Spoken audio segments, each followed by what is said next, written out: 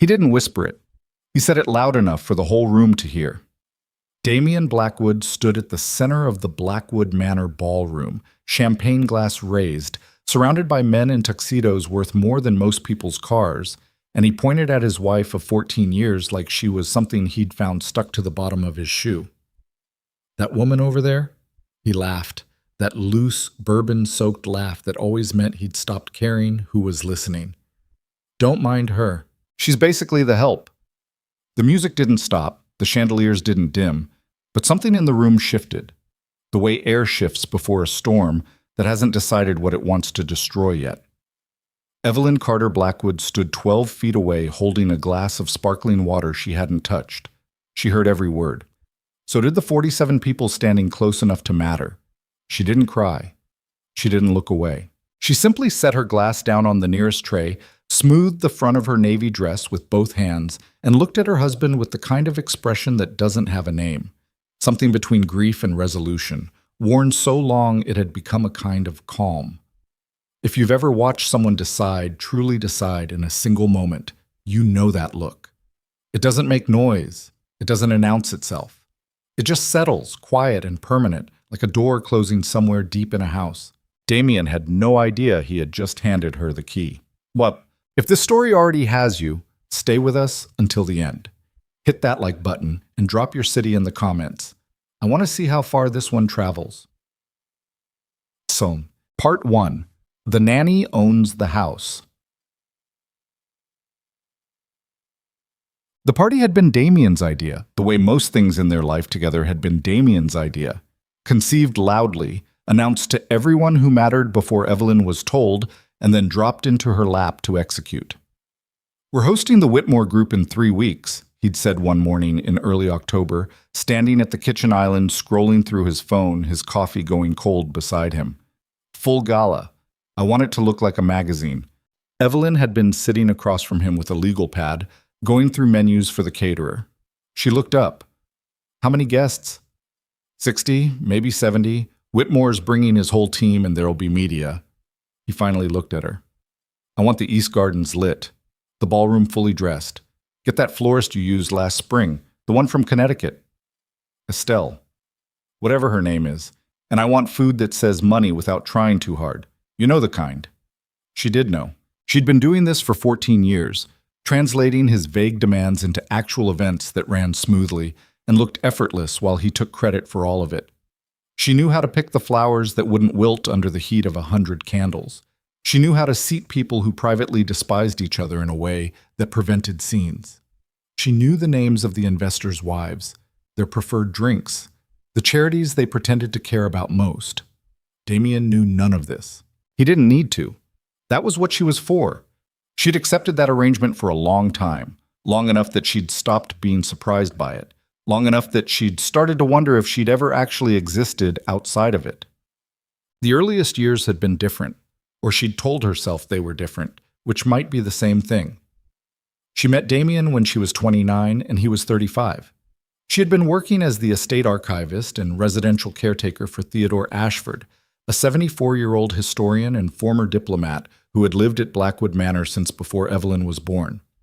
Theodore, no one called him Mr. Ashford, he wouldn't allow it, was one of those people who existed slightly outside the normal social order. He'd been wealthy his entire life, but seemed quietly embarrassed by it. He kept the house full of books and half-finished projects and old friends who called it inconvenient hours.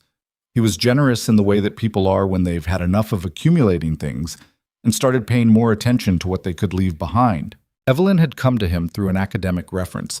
She had a degree in library science from the University of Vermont and a second, quieter skill set, an almost preternatural ability to organize complicated things and make them legible. Theodore had an estate archive that no one had properly cataloged in 40 years, and he'd been looking for someone who wouldn't rush through it. She was 26 when she started. He paid her well and gave her a cottage on the property, a separate structure with its own entrance near the western edge of the gardens. She stayed 3 years, not because there weren't other opportunities, but because Theodore was, in a manner that was hard to explain to people who hadn't met him, someone you wanted to stay near. He talked to her like a person. He read the same books she did and argued with her about them over dinner on Wednesday evenings, which were the nights his housekeeper didn't come, and he'd make soup from whatever was in the kitchen and call it fine dining.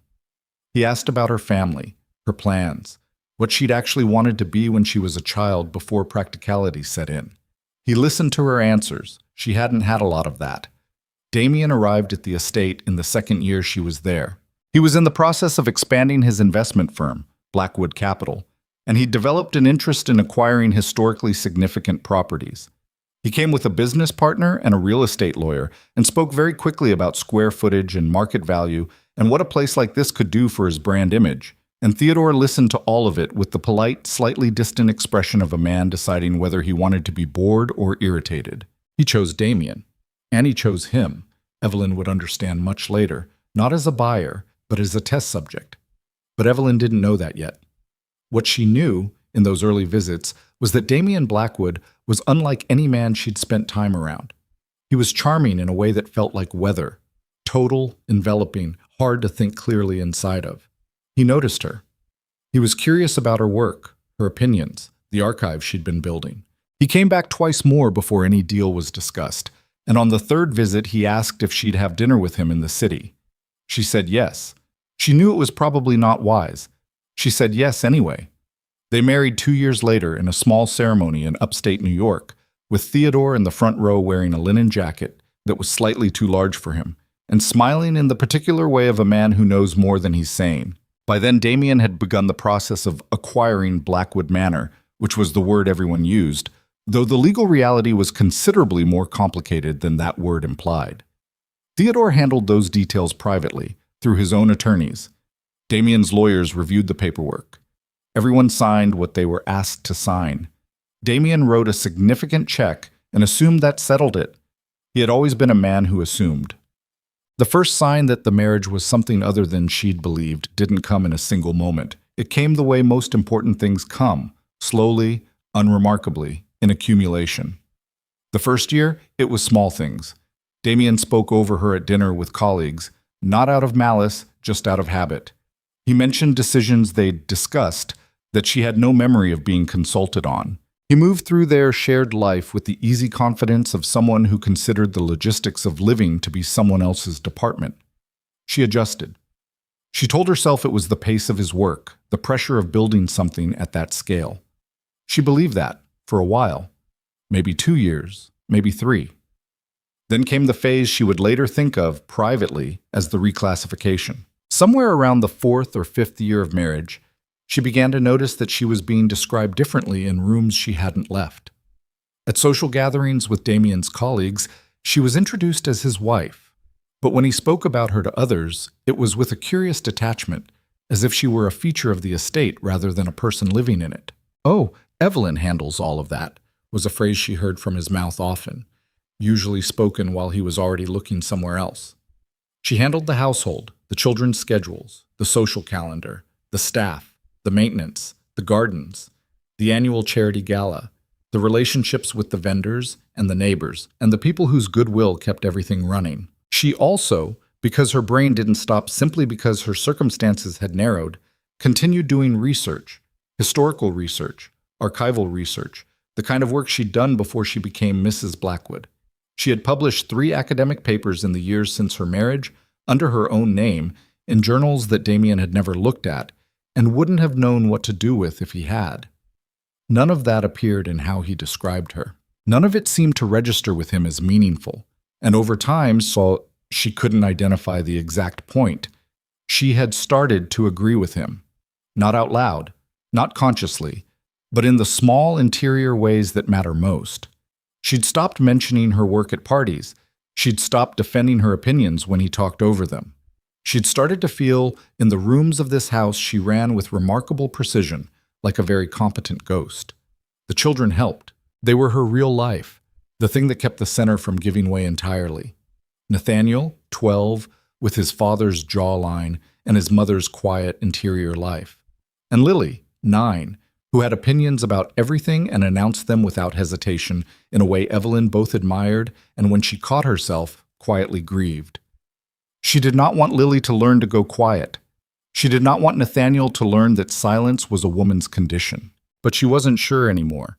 how to teach them differently when she'd gotten so good at the lesson herself.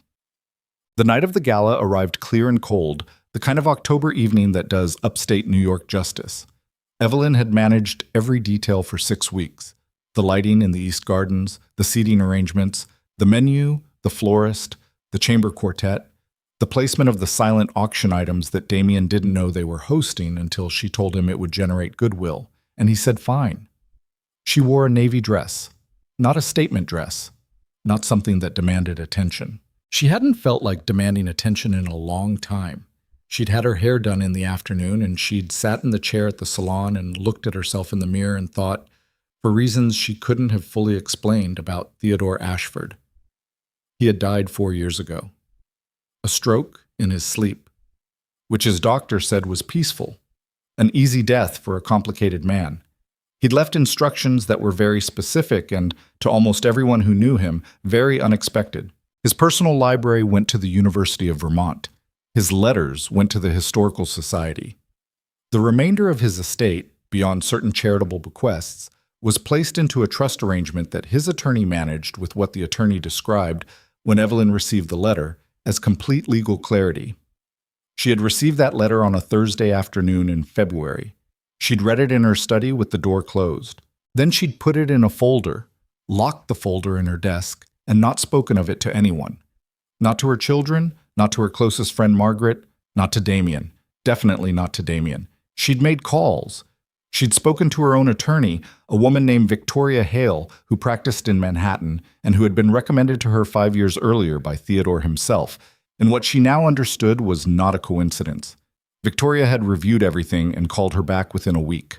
"It's airtight," Victoria had said, and her voice had the particular neutrality of someone working very hard not to use an emotional word.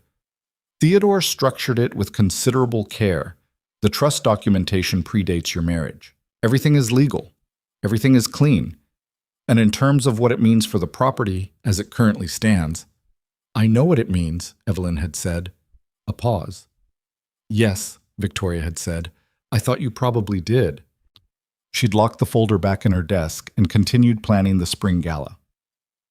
The October gala started beautifully, the way events always do when someone has paid attention to every detail. Guests arrived at 7:30 and drifted through the East Garden along the stone path Evelyn had relighted twice because the first electrician's work cast shadows in the wrong places. The chamber quartet played from the corner of the ballroom, near the tall windows that looked out over the dark lawn. Damian was in his element. He moved through the room with the particular energy he had at these events. Expansive, generous, the gravitational pull of a man who believed completely in his own importance and had found that this belief was contagious under the right conditions. He laughed with the men from the Whitmore group.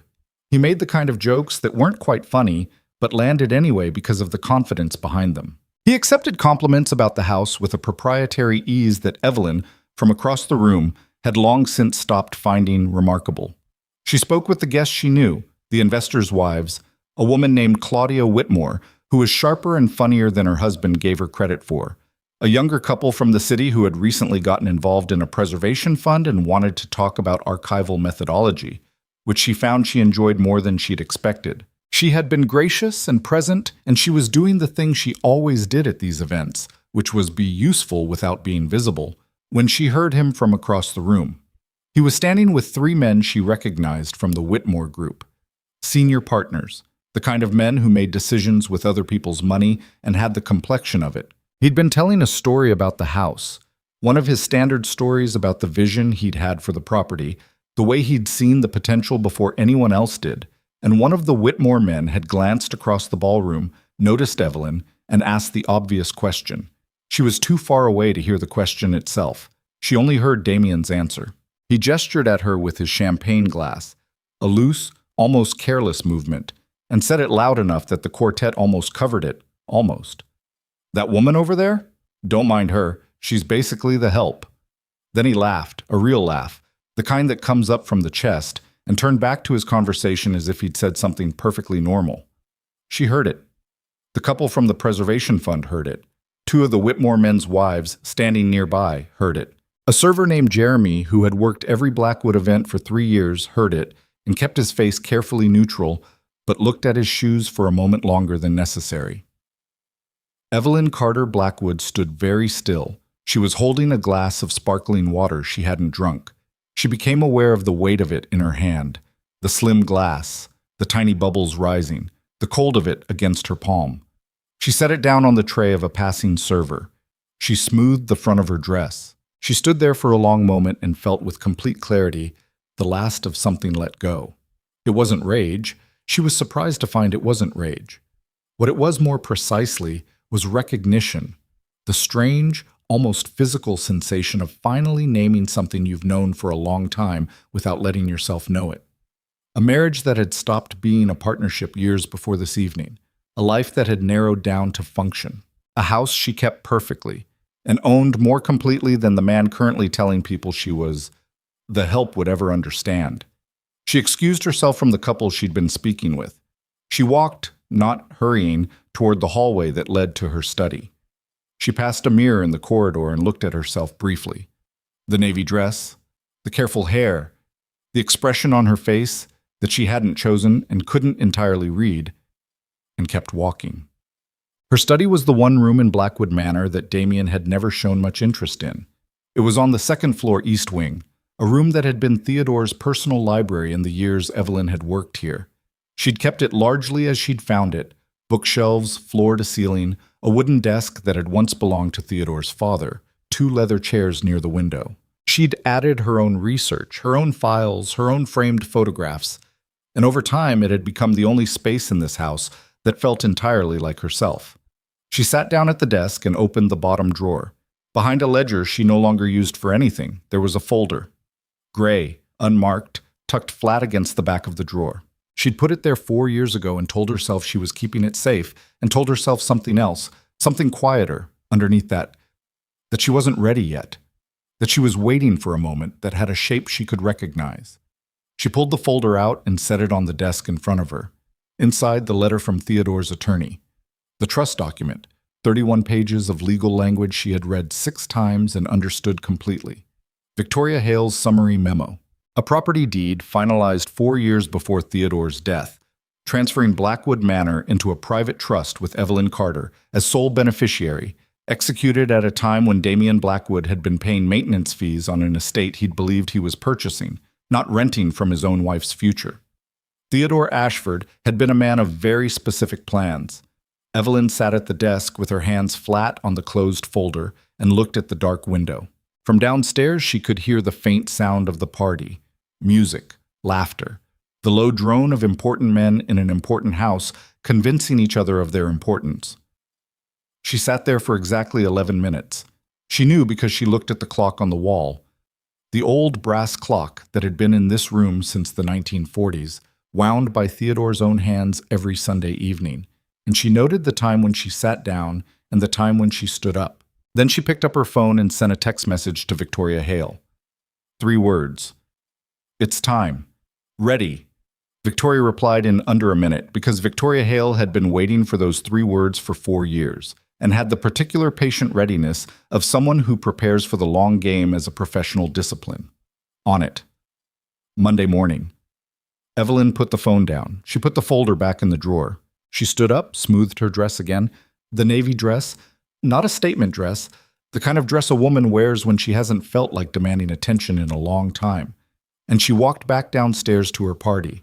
She smiled at the right people. She said the right things. She thanked Claudia Whitmore for coming and meant it. She stood beside Damian for exactly the amount of time expected of her when the Whitmore group gathered for a photograph near the east windows.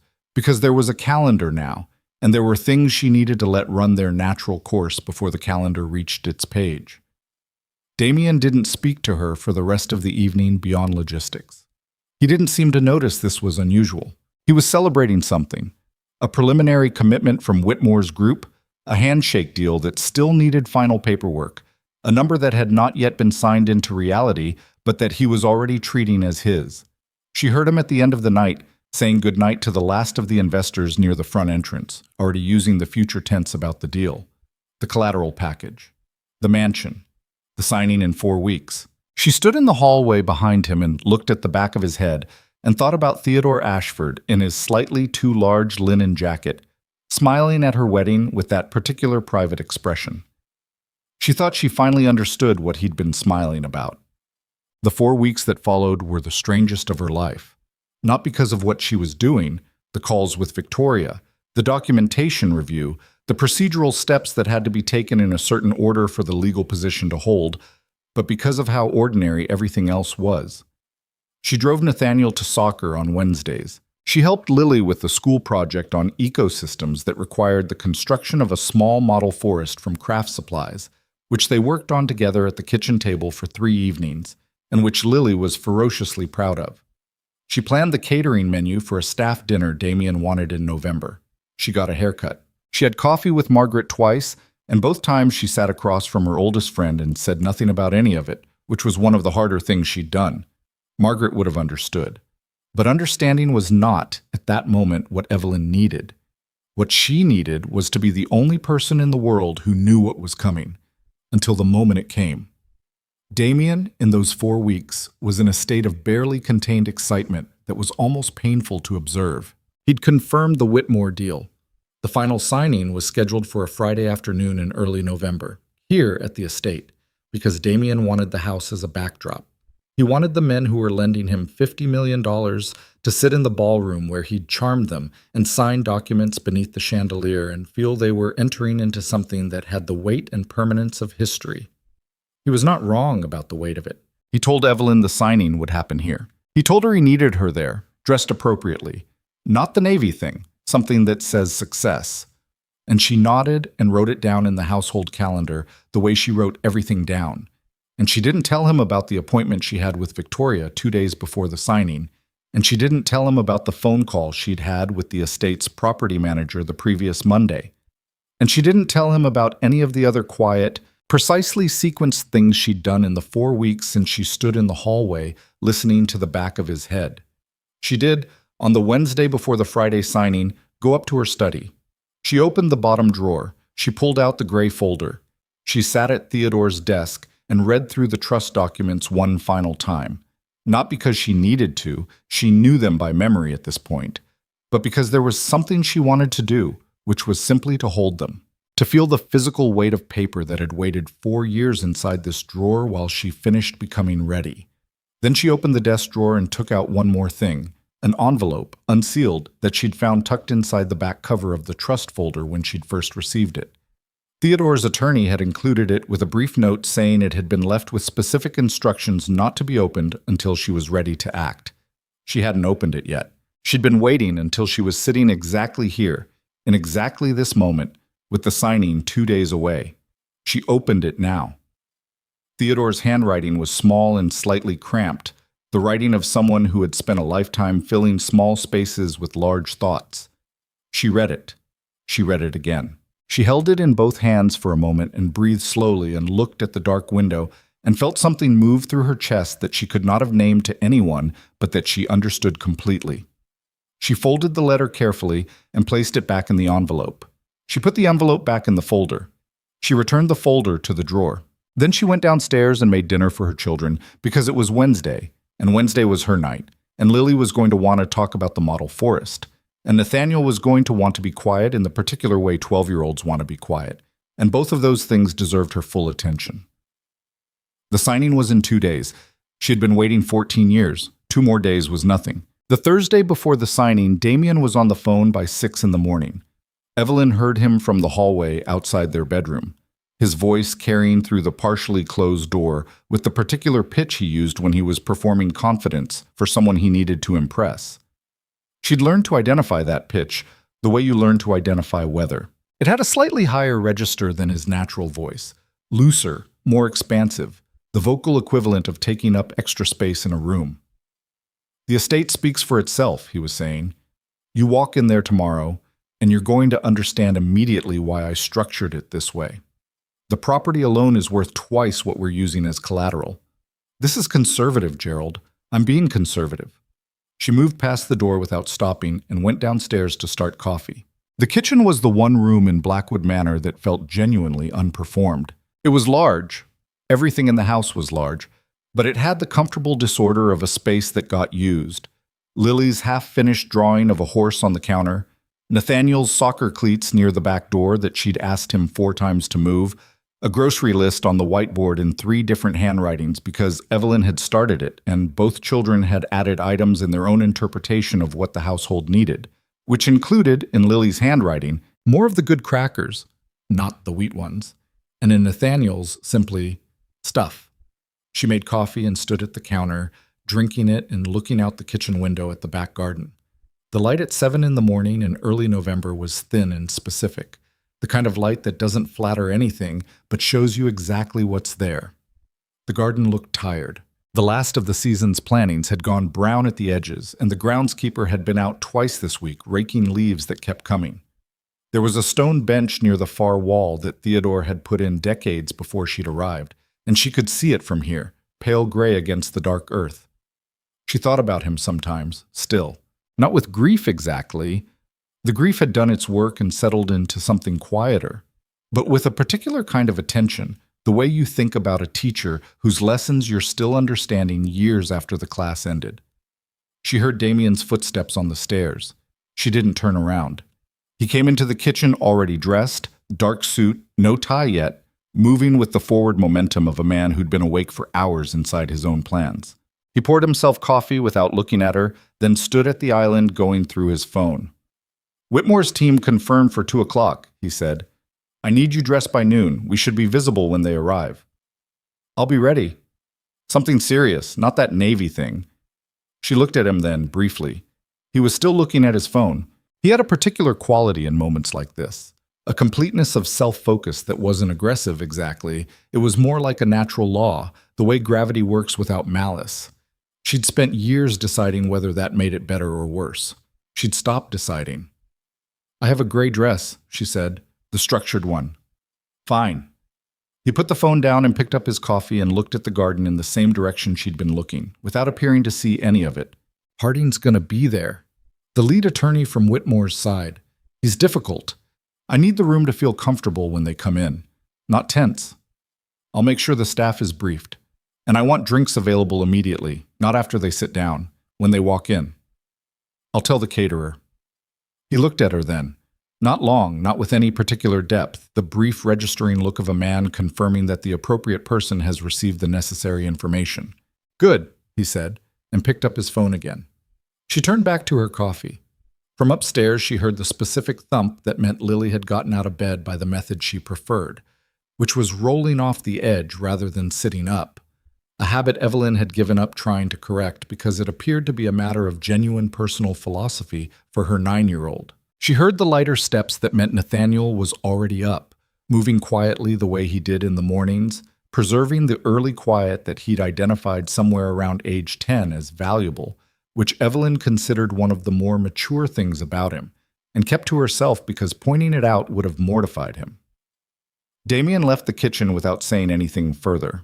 She heard him take his call back into his office, and the kitchen settled into its own sounds.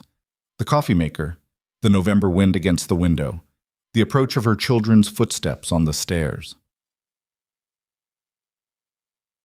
Lily came into the kitchen with her hair at an angle that suggested she'd slept very hard and was proud of it. She climbed onto the counter stool and put her chin in her hands and looked at her mother with the focused, assessing gaze that she'd had since she was approximately 3 years old, and that had never once made Evelyn feel comfortable. "You look tired," Lily said. "Good morning to you, too." "I'm just saying." "I'm not tired. I'm thinking." Lily considered this. "About what?" "Logistics." "That's a boring thing to think about." "I know." Nathaniel came in behind her, poured himself a glass of water, and leaned against the counter in a posture so similar to his father's that it created a complicated feeling in Evelyn's chest that she didn't examine closely. He was a good kid, Nathaniel. He was going to be a good man, she thought, if she could figure out in time what she needed to show him about what that actually meant. "Dad's in a mood," he said. "He has a big meeting today. He always has a big meeting. This one is bigger than usual." Nathaniel looked at her with the sideways attention of a 12-year-old who started to notice things but hasn't yet decided how much to say about them. He took a drink of water. "Are you going to be there? At the meeting?" "Yes." "Do you have to be?" She looked at him. "Yes," she said. "I do." He nodded slowly, as if this confirmed something he'd been thinking about.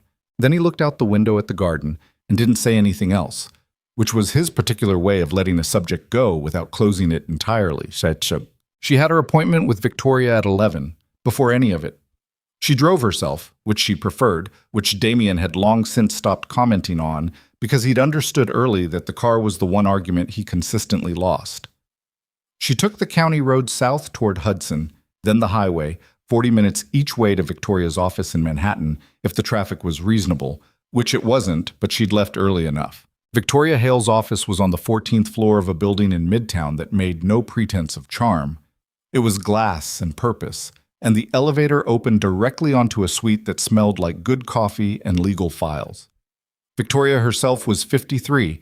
With silver hair, she wore close-cropped and reading glasses on a chain that she put on and took off with the brisk authority of someone who'd decided long ago not to waste gestures. She'd been Theodore Ashford's personal attorney for 21 years.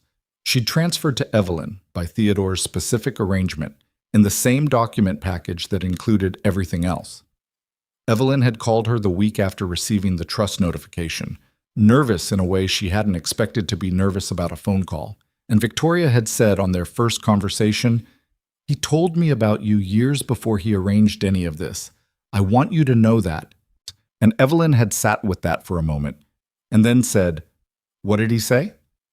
And Victoria had said, "That you were the smartest person he'd met in 20 years, and that you were going to need backup eventually." Evelyn had almost laughed. Almost. They'd worked together at a distance for 4 years since then. Quarterly reviews of the trust status, annual property assessments, patient, methodical, legally meticulous preparation for a moment that had no fixed date until Evelyn sent 3 words on a Friday night in October. Now Victoria spread the documents across the conference table between them and walked through the sequence with the same systematic calm she brought to everything. "The trust documentation will be submitted to the county records office this morning," Victoria said. "We filed the preliminary notification Wednesday, which puts the formal record in place before the signing. I want that timing to be exact." "It is?" "Filed at 9:17 this morning. I got confirmation 20 minutes ago." Victoria looked over her reading glasses. "When Whitmore's attorneys run the property title check this afternoon, which they will, standard practice before any collateral signing, they will find the current registered owner, which is the trust, of which you are the sole beneficiary and trustee, yes." Victoria paused. "I also want to be clear about what happens in that room, procedurally. My role is to be present and to present documentation when the moment requires it. What you do before that moment, in terms of the meeting itself, is your business. But I want to make sure you understand that once this information surfaces, and it will surface, the title check is routine, there is no reversing the sequence. The collateral package Damian has put together is built on a property he does not own. The moment that becomes legally clear to Whitmore's people, the deal is finished." "I understand. The personal dimensions of what happens after that are outside my jurisdiction. But I want to say professionally that I've reviewed this case from every angle I can construct, and your legal position is exceptional." Theodore was thorough. "Whatever comes next, you are protected." Evelyn looked at the documents on the table. 31 pages and a property deed and 4 years of patience and 1 letter from a man in a slightly too large linen jacket. "I know," she said. Victoria looked at her for a moment with an expression that was not quite personal. She was too careful for that, but that had something in it other than legal analysis. "How are you doing, generally?" Evelyn thought about Lily rolling out of bed, Nathaniel looking out the window, the stone bench in the back garden. "I've been better," she said honestly, "and I'm going to be better than this. So, somewhere in the middle." Victoria nodded, as if this were a satisfactory legal answer. 2 o'clock, she said. 2 o'clock. She drove back through the thin November light and arrived at Blackwood Manor at 12:30. The caterers were already set up in the dining room, which had been arranged for a working meeting rather than a social one. That's a long table, document folders, a credenza with drinks and food, nothing celebratory, nothing that presumed the outcome before it was official. Damian had specified all of this. He had the instinct, at least, to know that men with money didn't like to be told they'd already succeeded before they'd finished deciding. She changed into the gray dress. She stood in front of the mirror in the bedroom and looked at herself for exactly as long as she needed to. The gray was serious without being severe, structured at the shoulders in a way that felt like intention rather than performance. She looked like someone who knew exactly where she was and why. She did up the zip. She put on the low heels. She went into the bathroom and looked at her face and thought about the word Victoria had used, protected, and felt the particular texture of it. Not safety exactly, something more active than safety, something with a direction to it.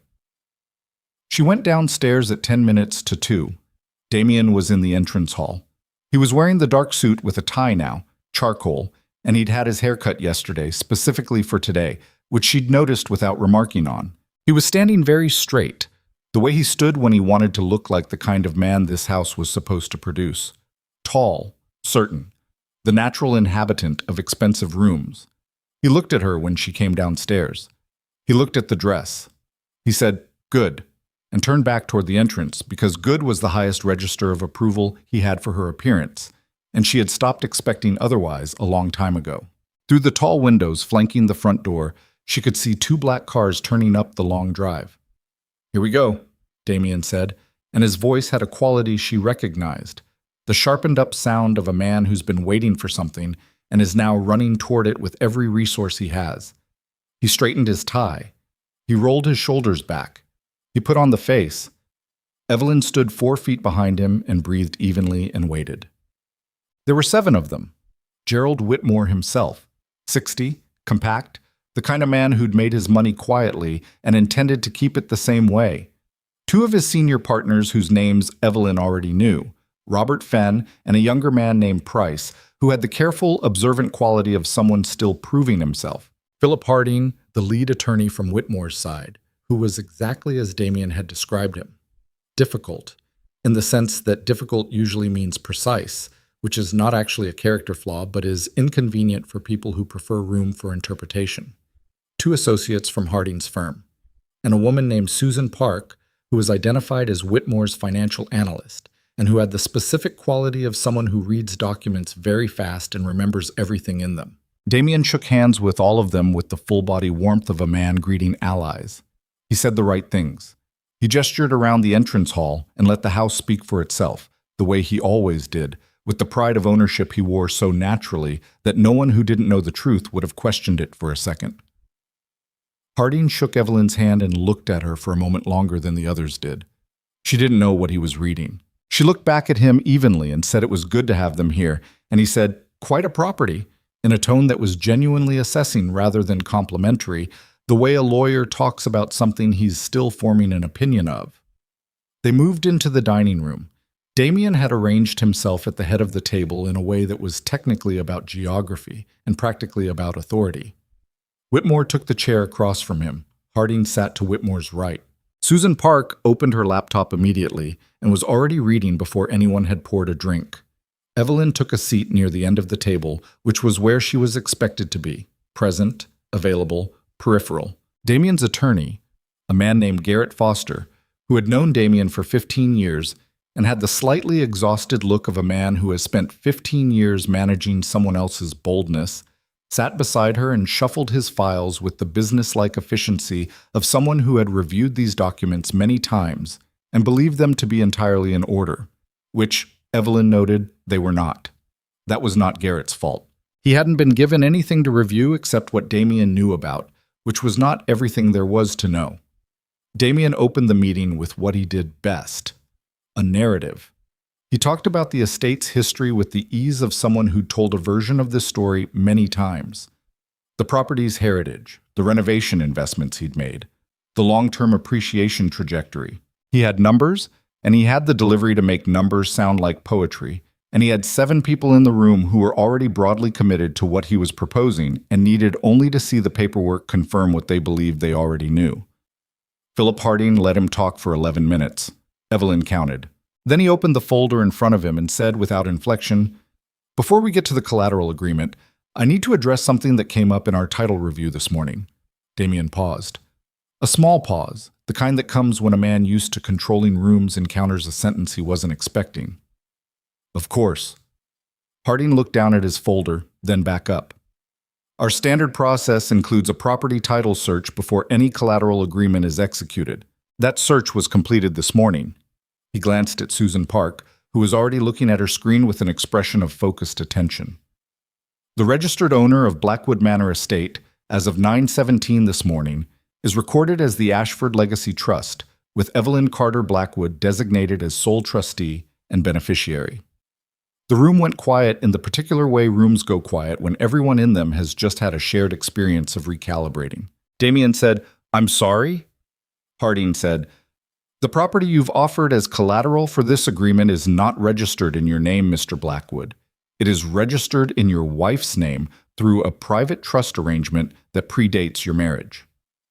There was a brief moment, maybe 3 seconds, in which Damian appeared to genuinely believe there had been a mistake. She could see it on his face, the flicker of a man reaching for a plausible explanation because the implausible one hadn't fully landed yet. He turned to Garrett Foster, who was already opening his own files with the expression of a man who has just discovered a structural problem in a building he'd certified as sound. "Garrett," Damian said. His voice was still controlled, but there was something underneath it that she hadn't heard in a long time. Uncertainty. Real uncertainty, the kind without a performance behind it. Garrett was reading. He said, without looking up, "I'm reviewing now." Whitmore and his partners hadn't moved. Harding was looking at Damian with the expression of a man who asks difficult questions for a living and has learned to let the silence do the work. Susan Park was typing. "Ben," the senior partner said quietly to no one in particular, "this is going to need clarification." Damian turned to Evelyn. She had been sitting at the end of the table throughout all of this with her hands folded in front of her, which was where she'd put them when she sat down, and she hadn't moved them. She looked at him when he turned to her, and she kept her expression even. Not cold, not satisfied, not performing anything. Just present, just herself. "Evelyn," he said, and his voice had an edge to it that was trying to be the kind of edge that cuts. "What is this?" She said, "Philip, would you give me one moment?" Harding nodded. She reached into the slim briefcase she'd brought to the table and placed on the floor beside her chair, the briefcase Damian had noticed when they sat down and had not commented on because he'd assumed it contained her usual household files, her usual peripheral materials, the usual things she brought to events she was attending in a supporting capacity. She withdrew a folder, a different folder than the gray one in her desk. This one was the copy Victoria had prepared, professionally assembled, properly indexed, and she set it in the center of the table. "These are the original trust documents and the current property deed," she said. "I can also provide contact information for the trust attorney if verification is needed, though I believe your team has already been in contact." Harding looked in the folder and then at Evelyn with an expression that shifted, not dramatically, just enough, from legal precision to something that might have been recognition. He said, "We have. Yes. Thank you, Mrs. Blackwood." Garrett Foster picked up the folder. He began reading. Evelyn watched him read the first 4 pages and watched the particular quality of his face change as he read them. Not dramatically. Garrett was too experienced for drama, but with the incremental adjustment of a man revising what he thought he knew about a situation he'd believed he understood. Damian was still looking at her. His jaw was set in a way she recognized. It was the face he made when he was working very hard to maintain a surface while something underneath it was failing. She'd seen that face over the years, usually in moments of business difficulty, and it had always been followed by a period of controlled, targeted anger that found its nearest available outlet. She was the nearest available outlet. She was the one who had just become the source of the problem. She understood with complete clarity that what was going to come out of his mouth next was not going to be reasonable. He said quietly and with great deliberate control, as if the control itself were a form of pressure, "You need to explain to me what you think you're doing." She kept her hands flat on the table. She held his gaze. She said, "I'm making sure everyone in this room has accurate information about the property they're considering as collateral. This is not the time for—" "It is exactly the time," she said, and her voice was steady and calm and entirely her own. "Philip asked a specific question about the title record. This is the documentation that answers it." Damian looked at her and she could see it. The thing he was trying to do, which was find a version of this moment that had a different shape, a version where he could still control the narrative. She'd watched him reshape reality his entire career. She'd watched him do it at dinner tables and in boardrooms and at their own kitchen island, and for years she had let it work because she did not have the tools to stop it, or because she had the tools and wasn't ready to use them. She was ready now. "Gerald," Damian said, pivoting to Whitmore with the instinct of a man redirecting traffic, "I want to be clear that there has been some kind of administrative error with the property registration that my team is going to need a short time to address. This does not affect the underlying deal structure." Whitmore held up one hand, gently, the gesture of a man who has made enough money to afford the luxury of not arguing about things that don't require argument. "Damian," he said, "let Philip finish." Harding was already conferring in a low voice with Susan Park, who had pulled something up on her laptop and was showing him. Harding looked at the screen and then at the documents from Evelyn's folder, which Garrett had now passed across the table at Harding's request, and the room had the quality of a space in which a conclusion is being reached by people who reach conclusions for a living. Fenn and Price, the two partners, were speaking quietly between themselves. Fenn looked at Evelyn once, then at Damian, and then went back to his conversation with Price. Evelyn reached into the briefcase one more time and took out her phone. She sent a text to Victoria, who was waiting in a car in the town 4 miles south with 2 additional certified copies of the documents and instructions to remain available. The text said, "They're reading." Victoria replied, "Standing by." "Right. What?" "Yeah." What happened in the following 40 minutes was not a confrontation in the dramatic sense. It was worse in certain ways because it was procedural.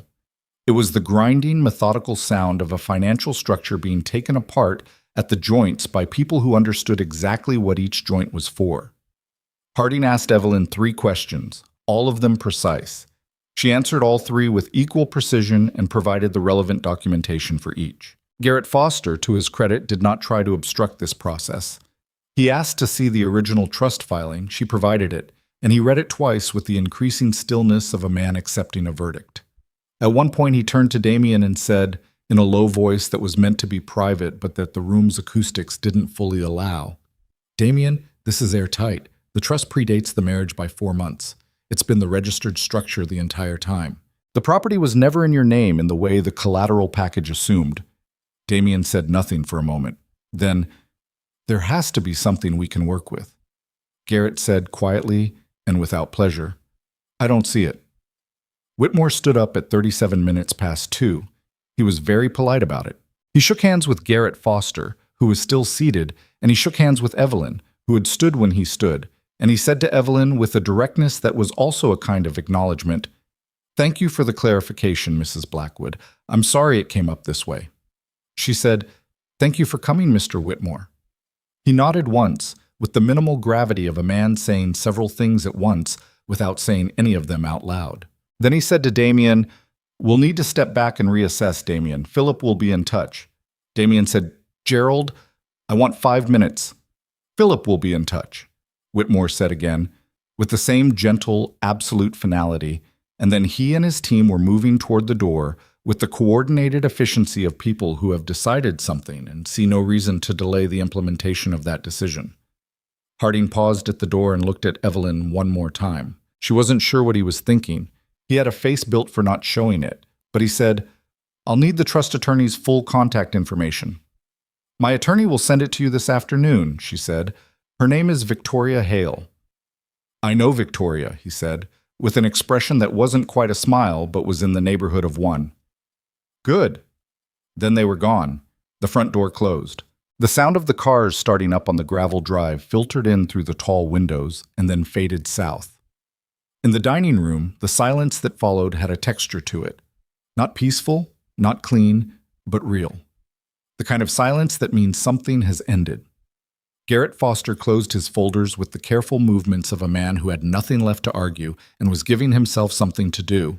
He said, to the table, rather than to either of them, "I'll need to review the full trust documentation before I can advise further." Then he gathered his things and left the room, with the look of a man who intended to make a very serious phone call from somewhere private. Which left Damian. He was still sitting at the head of the table. He hadn't moved when Whitmore stood, hadn't moved when the room emptied. He was sitting in the chair he'd chosen because it was the chair at the head of the table in the house he'd spent 14 years calling his, and now he was sitting there with the documents still spread in front of him and the room empty, and the sound of his own deal driving away down the long gravel drive. He turned and looked at Evelyn. She was standing at the end of the table. She hadn't sat back down. She was going to remain standing for this part. He said her name. He said it the way he used to say it in the early years, before the reclassification, before the gala, before the 6 devastating words. He said it with the full weight of their history in it, which was the most uncomfortable thing he'd done in this room, because it reminded her that there had been a history, and that it had been real, and that loss is a more complicated shape than anger. She said, "I know." He said, "How long have you known?" 4 years, she said, since the week after the attorney's letter. He stared at her. She could see him doing the arithmetic. 4 years of dinners, 4 years of school pickups and gala planning, and standing beside him in photographs and saying good and thank you, and I'll take care of that, and all of it built on a foundation that she had known about, and he had not. "You could have told me," he said. She looked at him steadily. "So could Theodore," she said. "He chose not to. I respected that. Theodore is dead." "Yes," she said. "He is. And he left very specific instructions." Damian put his hands flat on the table, then took them off. He looked at the documents. He said slowly, "This is a betrayal." She felt something move in her chest when he said that word. Not guilt. She'd been prepared for guilt and found it wasn't what arrived, but something that was almost grief. The grief of being told something is a betrayal by someone who had no idea what the word meant in this context, who had never once applied it to himself. "You told a room full of people I was the help," she said. "At the party last month." He looked at her. I was talking to clients. "You said it in front of 40 people," she said. "You laughed." She didn't raise her voice. She kept it at the same register it had been all afternoon. Clear, even, entirely controlled. "That wasn't the first time. That was just the time you chose the biggest audience." He didn't say anything. "I'm not angry at you," she said, and she discovered as she said it that it was true, which surprised her more than she'd expected. "I'm past angry. I have been past angry for a long time. What I am is finished." He sat in the chair at the head of the table, in the house that wasn't his, and looked at his wife, who wasn't who he'd thought she was. And the expression on his face was something she'd never seen there before. Not fury, not calculation, not the managed charm that usually sat in front of both of those things. What it was, stripped of all the other things it usually wore, was something closer to genuine confusion.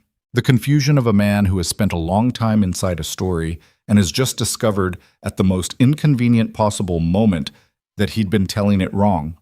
She picked up her briefcase. She walked to the doorway of the dining room and stopped and turned back. "I'll have Victoria contact Garrett by the end of the week," she said. "There are options available to you. She'll outline them." He said nothing. "Your things in the office are yours," she said. "The rest is something we'll need to work out properly, with appropriate legal counsel. For both of us." She paused. "I'd like it to be civil. For Nathaniel and Lily. I mean that." He looked up at her then, and for a moment, just a moment, she saw something in his face that wasn't strategy or anger or calculated response. Just a man sitting in a chair in a room that had just taught him something he hadn't known he didn't know. She walked out of the dining room and into the hallway. The house was quiet around her. The afternoon light through the tall windows had gone the particular amber of November at 4 o'clock, laying long rectangles of warmth across the hardwood floors. She stood in the hall for a moment and felt the house the way you feel it when you're actually paying attention. The scale of it, the solidity, the old wood and the cold stone, and the books and the drafts and the creaking places and the light. Theodore's house. Her house now. She walked to the back of the hallway, where the door opened onto the kitchen, and she could hear, from upstairs, the familiar sounds of her children coming home. Lily was sitting on the bottom stair when Evelyn came through to the front hallway, backpack still on, one shoe half off, eating an apple with the focused commitment of someone who'd been hungry for hours and wasn't going to let anything interrupt the process. She looked up when her mother appeared and said, with her mouth still full, "There were cars in the driveway when the bus dropped us off. A lot of them." "There was a meeting," Evelyn said. "Dad's meeting?" "Yes," Lily chewed. She was 9 years old and had her father's dark eyes, and her mother's habit of looking at things longer than was strictly necessary. "Is it over?" "It's over." "Dad looked weird when I came in." Evelyn sat down on the stair beside her. The backpack was enormous relative to Lily's frame.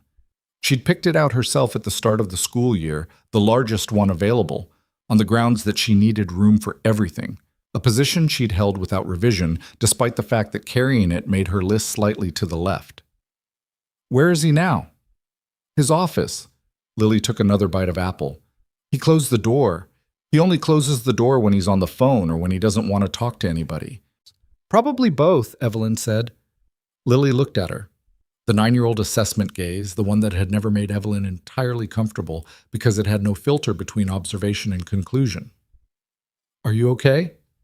Evelyn put her arm around her daughter, backpack and all, and pulled her sideways for a moment. "I'm going to be," she said.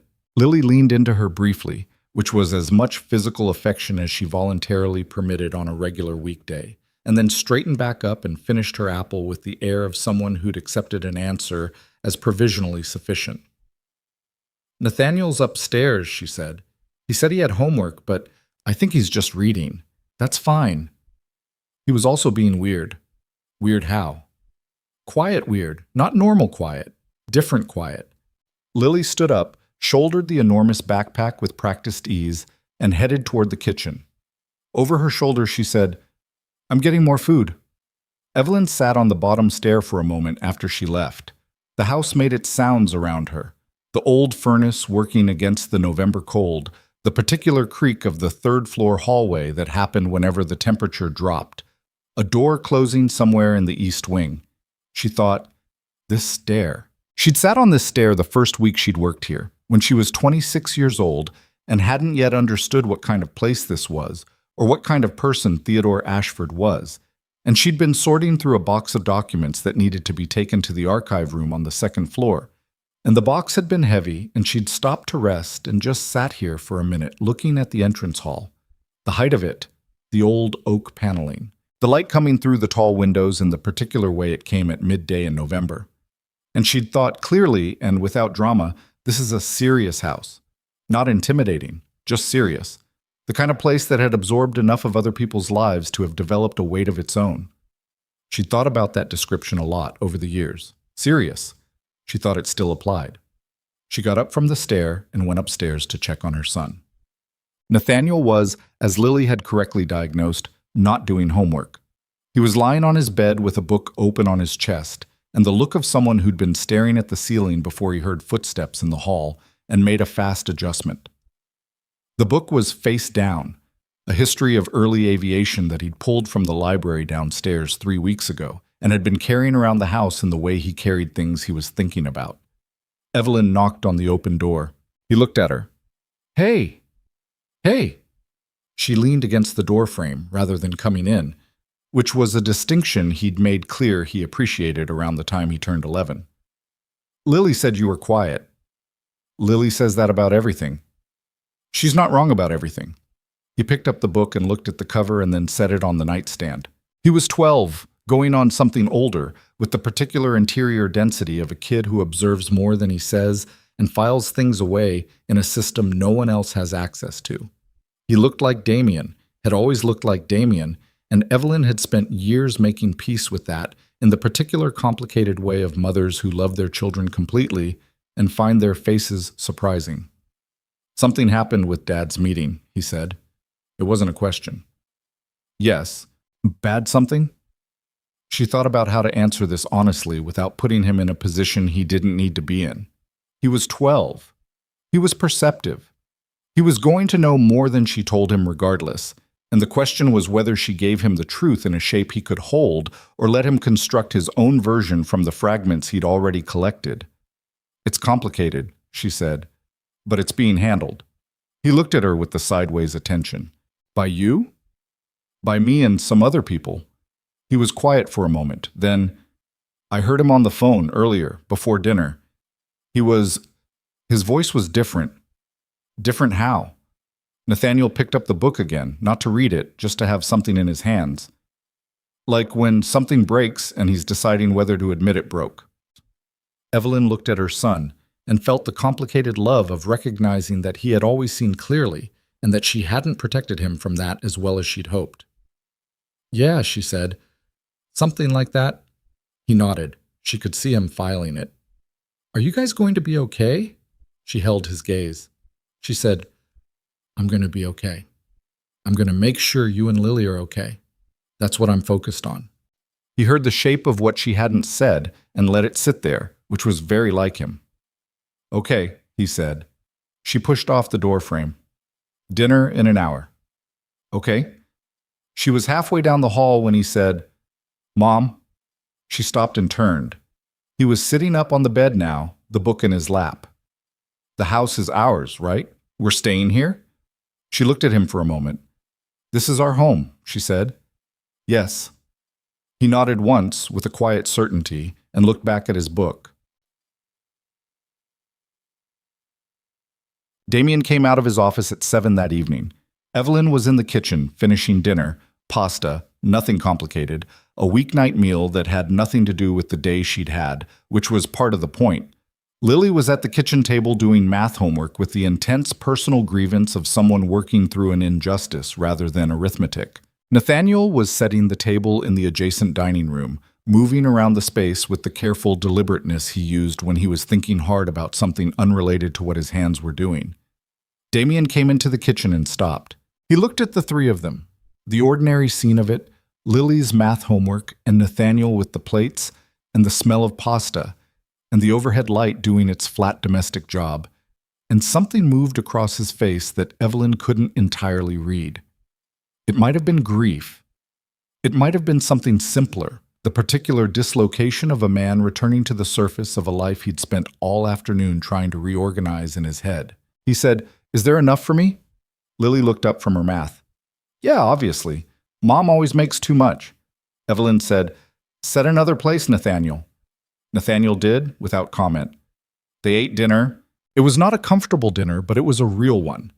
Lily complained about the math, which was fractions, which she described as not actually necessary for any real-world situation she could identify.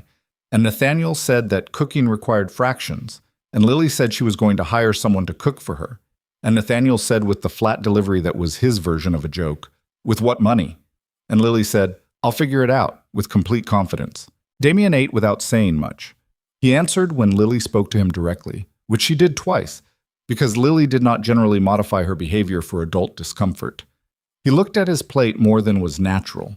Evelyn watched all of it and said the right things at the right times, and refilled Lily's water when it ran low and asked Nathaniel about the aviation book, which got him talking for 4 minutes about the Wright brothers' argument about wing warping versus ailerons in a way that was genuinely interesting and that she followed and that Damian did not appear to hear.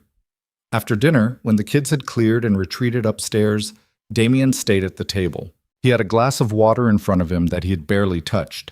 He was looking at the window across from him, which showed only his own reflection and the dark November outside. Evelyn was putting things away in the kitchen. She didn't try to make herself invisible. She moved through the space normally, doing what needed doing, and after a few minutes he said, from the dining room, "I want to talk." She came to the doorway. "Okay." He turned from the window. He looked tired in a specific way. Not sleep-deprived tired, but the tiredness of someone who has spent hours doing something they didn't know how to do, which in his case was sitting alone with a situation he couldn't control. His suit jacket was off. His tie was gone. He looked, Evelyn thought, more like himself than he had in years, which was a strange observation to have at this particular moment. "I need you to understand," he said, "that I had no idea. About the trust. About any of it." "I know," she said. "Theodore—" He stopped. She could see him trying to find a frame for what Theodore had done that didn't feel like a judgment, and not quite getting there. He set this up deliberately. Yes. "Why didn't he tell me? When he was selling the estate—" "He wasn't selling it," she said. "That's the part you need to understand. He was never selling it. He structured it as a trust to protect it. The payments you made went into the trust management account, which has been separately accounted for. Victoria will be able to walk you through what that means financially. You're not without recourse, but the estate itself was never available for purchase." Theodore was very deliberate about that. He stared at her. He let me believe. He let you proceed on the assumption you were making, she said. He didn't correct it. Those are different things, legally and otherwise. That's a fine distinction. It's an accurate one. He was quiet for a moment. He picked up the water glass, then put it down. Did you know? When we got married? Did you know then? No, she said. I found out 4 years ago when the attorney's letter arrived after his death. And you didn't tell me. She looked at him and thought about how to say this in a way that was true and that didn't become a list of accusations, because she hadn't come this far to turn it into that. I didn't know what I was going to do with it, she said.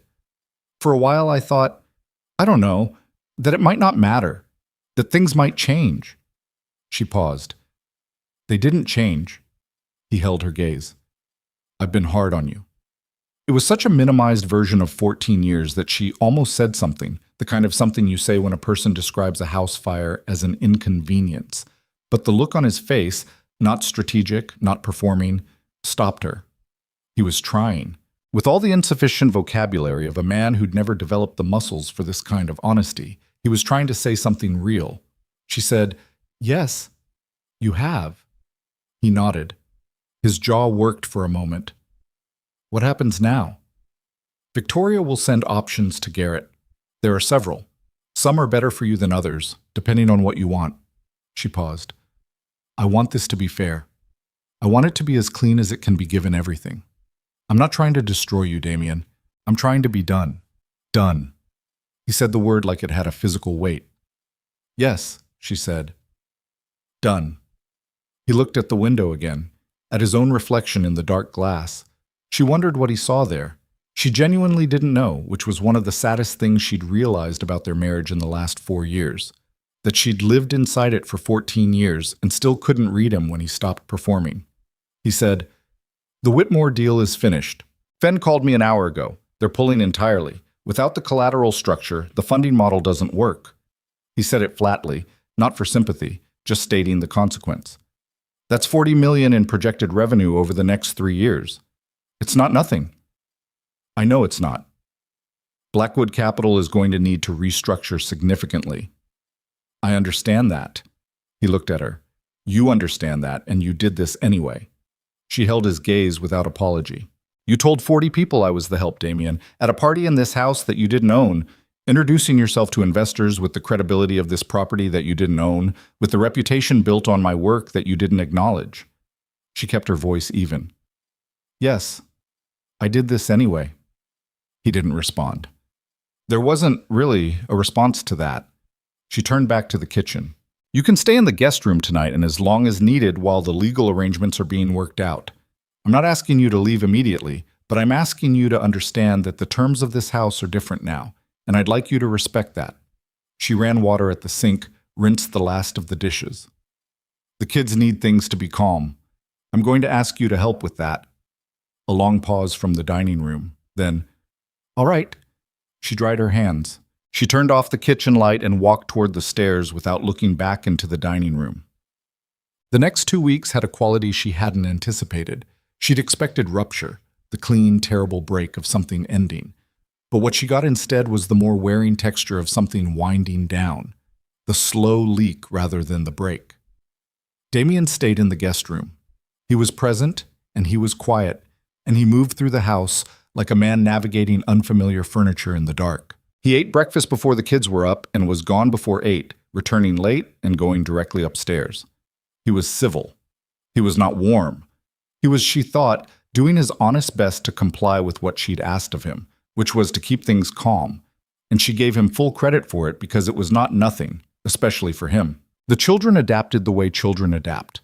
Not easily, not invisibly, but with the specific resilience of people who have less invested in the previous arrangement than the adults do. Lily asked 3 direct questions in the first week. Were they getting divorced? Was Dad moving out? Was she going to have to change schools? Evelyn answered all 3 honestly. Yes, probably yes, absolutely not. And Lily processed each answer with visible internal effort and then moved on because Lily's operating principle was always to assess the situation and determine what she could work with. Nathaniel asked nothing and said very little and read more than usual, which Evelyn watched carefully and decided was not a crisis, but was something to pay attention to. She had coffee with Margaret on the Tuesday of the second week. They sat in Margaret's kitchen in Hudson, which smelled like her ridiculous number of houseplants, and the specific coffee Margaret made that was always slightly too strong, and Evelyn told her everything. All of it.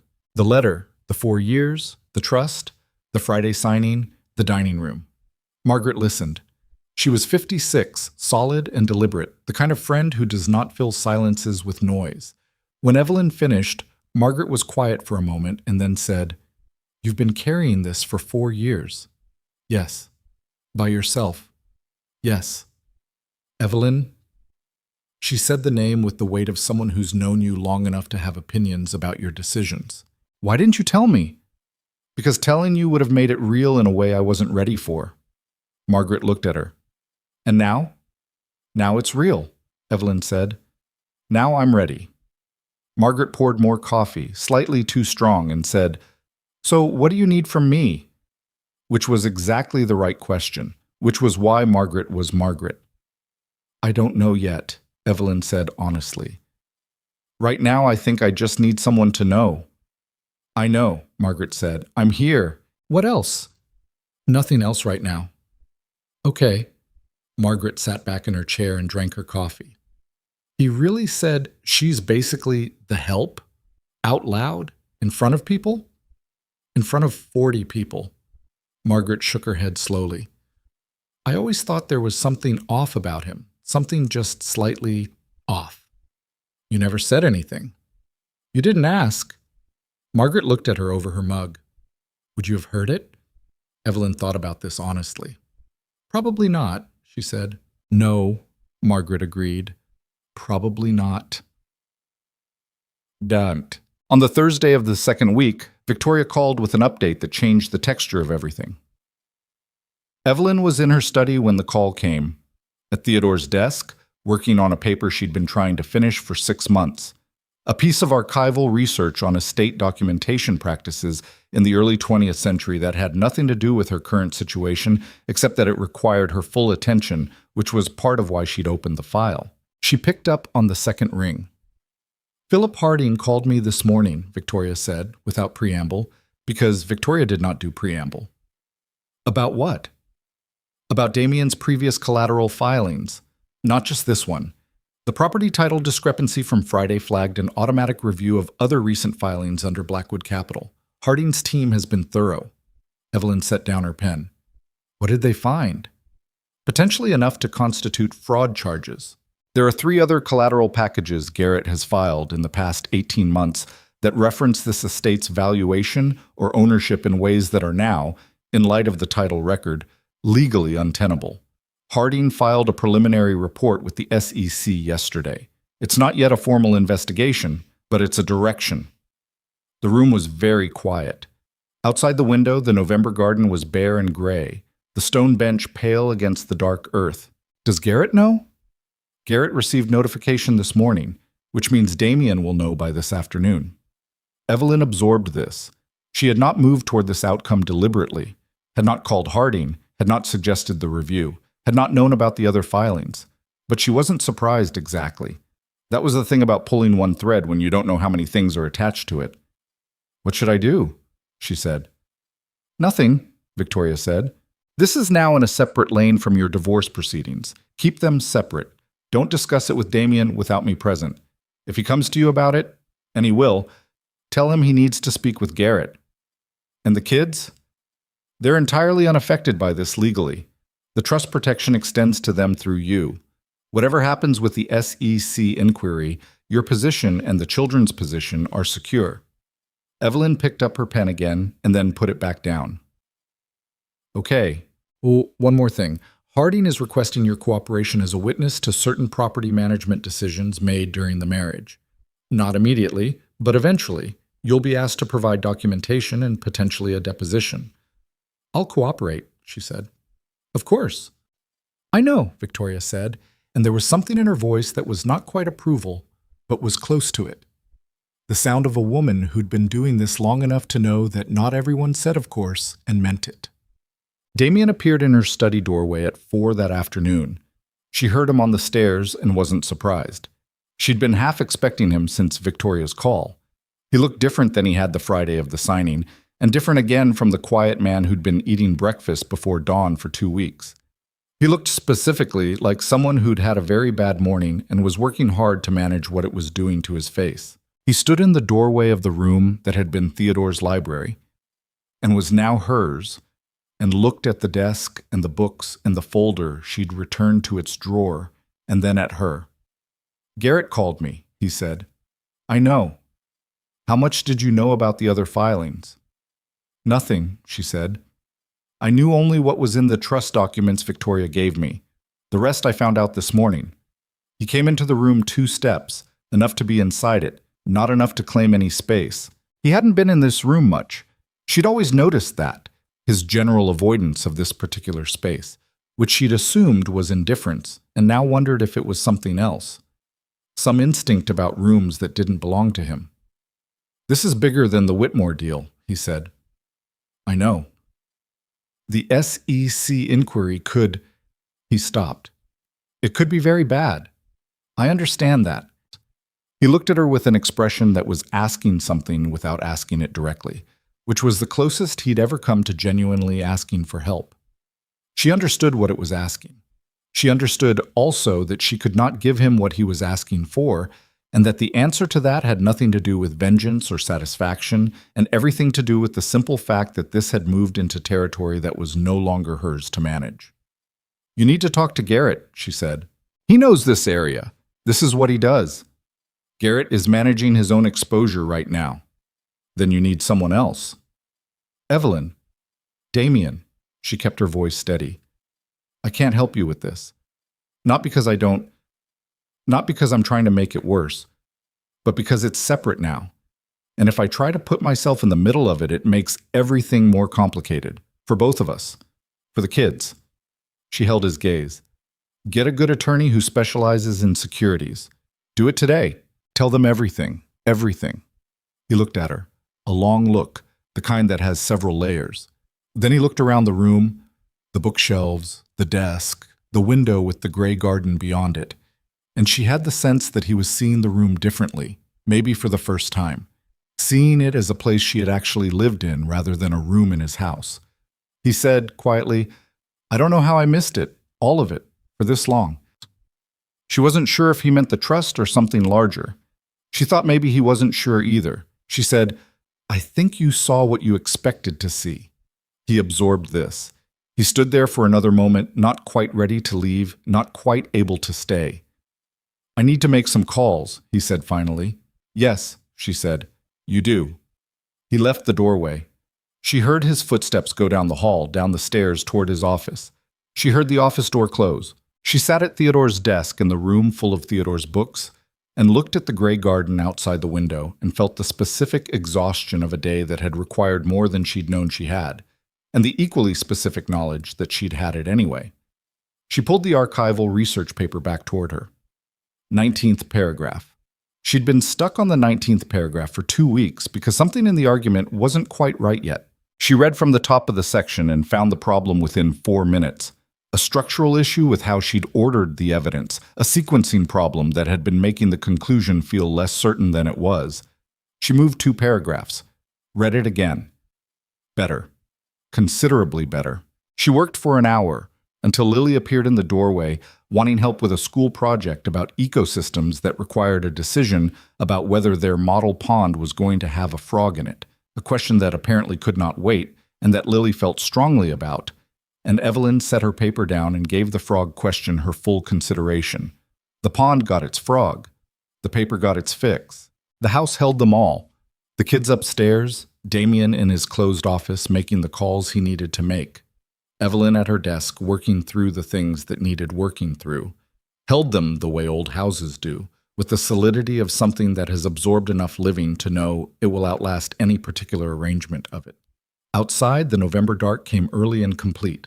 Inside, the lights came on room by room as people moved through the house, doing the ordinary things that people do at the end of difficult days. Someone turned on the kitchen light. Someone put music on upstairs, low enough not to carry. The furnace kicked on with its familiar sound and the house settled against the cold. She heard from somewhere down the hall Lily explaining to Nathaniel with great authority why the frog was essential to the ecosystem, and Nathaniel responding in his flat, deliberate way that she had a point, which was the highest endorsement Nathaniel gave anything, and was, Lily informed him, obviously correct. Evelyn listened to her children argue pleasantly about frogs, and looked at her work, and felt the house around her, serious and solid, and hers, and let herself, just for a moment, stop preparing for whatever came next and simply be here. Here was, it turned out, enough. The SEC notification arrived formally on a Monday, 3 weeks after the signing. Victoria called at 8 in the morning. Evelyn was standing at the kitchen window with her coffee, watching the groundskeeper rake the last of the leaves from the back garden into a pile that the wind was slowly, methodically dismantling. She'd been watching him lose this particular battle for 10 minutes and found it genuinely restful. "It's official," Victoria said. "Formal inquiry opened this morning. Blackwood Capital and Damian personally, as principal officer. 3 counts of collateral misrepresentation, potentially a 4th depending on what the auditors find in the Q3 filings." Evelyn set her coffee down on the counter. "Timeline? These things move slowly. 6 months minimum before anything reaches a charging decision, possibly longer. In the meantime, the firm's assets are under a voluntary disclosure agreement, which Damian's new attorney negotiated Friday. It's the right move, it shows cooperation, but it means the firm is essentially frozen while the review is underway. Does Garrett know the full picture now? Garrett withdrew as counsel last week. Conflict of interest. He filed some of those documents. He's cooperating with the inquiry separately." A brief pause. "Damian has retained someone new, a man named Ellison, Securities Defense. Very good. If anyone can limit the damage, it's Ellison." Evelyn watched the groundskeeper give up on the leaf pile and start over with a more strategic approach to where he was standing. She appreciated the adjustment. "What does this mean for the divorce proceedings?"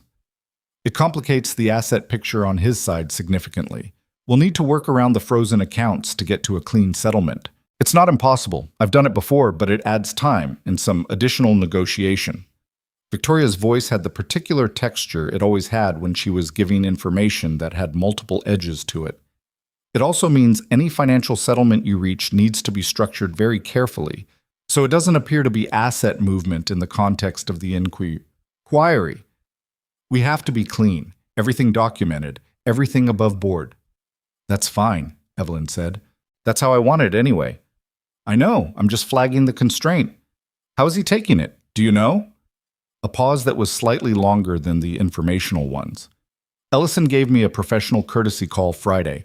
He described his client as, and this is a quote, not handling it particularly well but not making it worse, which is the best I can say at this stage." Evelyn looked at the garden. The groundskeeper had found a better angle and was making real progress now, the leaves moving in a proper direction. "Okay," she said. "One more thing. The financial press picked up on the SEC filing this morning. It's public record. There's nothing we can do about that. The Wall Street Journal has a short piece online already. I'd expect it to get more coverage as the week goes on." "The kids go to school today," Evelyn said. "Nathaniel is going to see it." "Yes," Victoria said. "Probably." After she hung up, she stood at the window for another minute. The leaves were in a neat pile now, the groundskeeper having found his footing. She noted this with the irrational gratitude of someone who needed one thing this morning to go in the right direction. Then she went upstairs to talk to her son before he left for the bus. Nathaniel was in his room, backpack on, phone in hand. He looked up when she knocked, and she saw it on his face immediately. The particular stillness of someone who has already read something and is waiting to see if the adults know. "You saw," she said. He nodded. He put the phone face down on the desk. "A kid from school texted me. His dad works in finance. He said—" Nathaniel stopped. He was working to keep his face composed the way 12-year-olds work at it, visibly, effortfully, without quite succeeding. He said Dad did something illegal. Evelyn came into the room and sat on the edge of his desk chair, not his bed. She'd learned the geometry of when to be at eye level and when not to be. "The SEC is investigating your father's company," she said. That's true. It doesn't mean he's been charged with anything. An investigation is the beginning of a process, not a conclusion. But it could be bad. She looked at him directly. It could be, yes. He absorbed this. He picked up the phone and put it down again. What did he do? That's for the investigation to determine. It involves the way he described some property in his financial filings. The details are complicated, and I'm not going to explain them in a way that isn't accurate just to make it simpler. Nathaniel looked at his desk, at the aviation book that was still there, sitting in the same place it had been for weeks. He'd finished it and started it again, which he did with books he wanted to hold on to. Is it because of you, the property stuff? She considered the question carefully because it deserved care. My attorneys and I made sure that accurate information about this property was on record before your father tried to use it as financial collateral, she said. That's what happened at the meeting. What came after that? The investigation into the other filings. That came from other people reviewing his other work. I didn't know about those filings. I didn't start that part of it. But if the meeting hadn't happened, then it might have taken longer to come to light, she said. But Nathaniel, something that isn't true is always going to come apart eventually. I just determined when. He sat with this. She could watch him working through it the way she always could, the sequential, careful way his mind moved when something mattered to him. He was going to be a fair person, she thought. He was going to understand complexity without needing it to be simple, which was one of the more valuable things a person could be. Is he going to be okay? He said finally. I don't know, she said. I hope so. I mean that. He looked at her.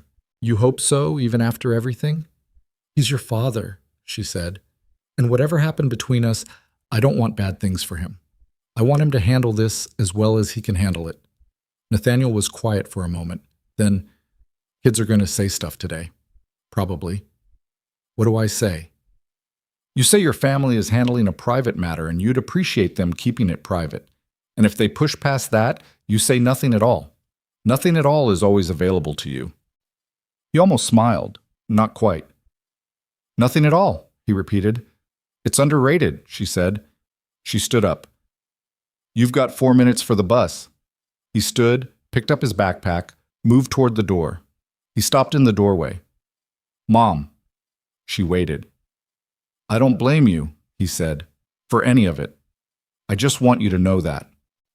She held herself very still against the feeling that came up in her chest when he said it, because she was not going to cry before 7:30 in the morning with her son standing in his doorway with his backpack on. Thank you, she said. Now go catch the bus. He went. She heard his footsteps on the stairs, then the front door, then the long quiet of a house with one fewer person in it. She stood in his empty room for a moment and breathed. The press coverage ran through the week the way water runs, finding the low spots, expanding where it could. The journal piece was brief and factual.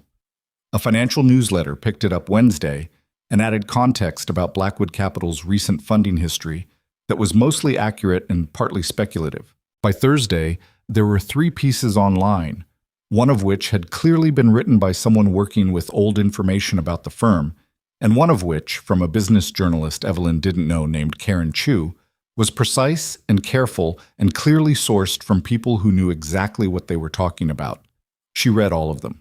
She sat in her study in the evenings after the kids were in bed and read them with the same methodical attention she brought to archival documents, assessing for accuracy, noting what was right and what was imprecise, understanding that the story being told outside this house was necessarily incomplete because all stories told from the outside are. Damian moved out on the Wednesday of that week. He didn't announce it in advance. Evelyn came downstairs at 7 in the morning to find 2 large suitcases in the entrance hall and Damian in the kitchen in a coat, holding a travel mug, looking at the back garden through the window the way she'd looked at it the morning Victoria called about the SEC. He turned when she came in. He said, I'm going to stay at the Carlisle for now, until I figure out the next step. Okay. I've left the office how it is. Garrett's assistant is going to come for the files next week, if that's all right. That's fine. I'll let the housekeeper know. He nodded. He looked around the kitchen, at the coffee maker, at Lily's drawing still on the counter, at the whiteboard grocery list with 3 handwritings on it. He said, I should have bought different groceries. She looked at him. What? The crackers. Lily asked me to get the good crackers. I don't even know which ones are the good ones. I've never bought them.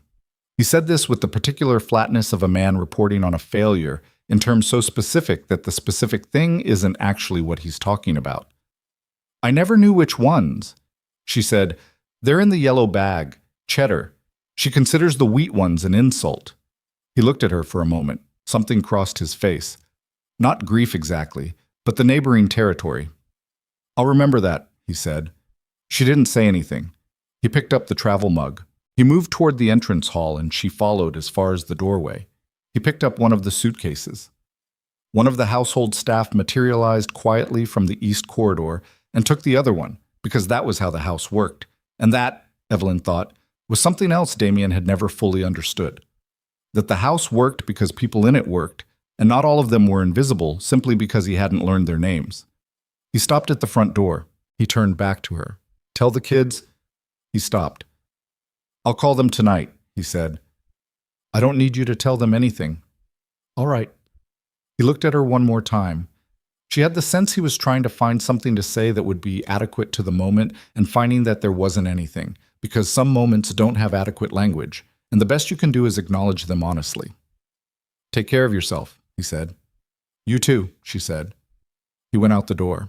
The household staff member brought the suitcase to the car. The car went down the drive. Evelyn stood in the entrance hall and watched it go. The house was quiet. Not painfully quiet, just quiet. The quiet of a space that is recalibrated. She went back to the kitchen and poured herself coffee and stood at the window and watched the groundskeeper arrive for the day and begin assessing the garden with the critical professional eye of someone who takes the long view of things. Pasi apiko.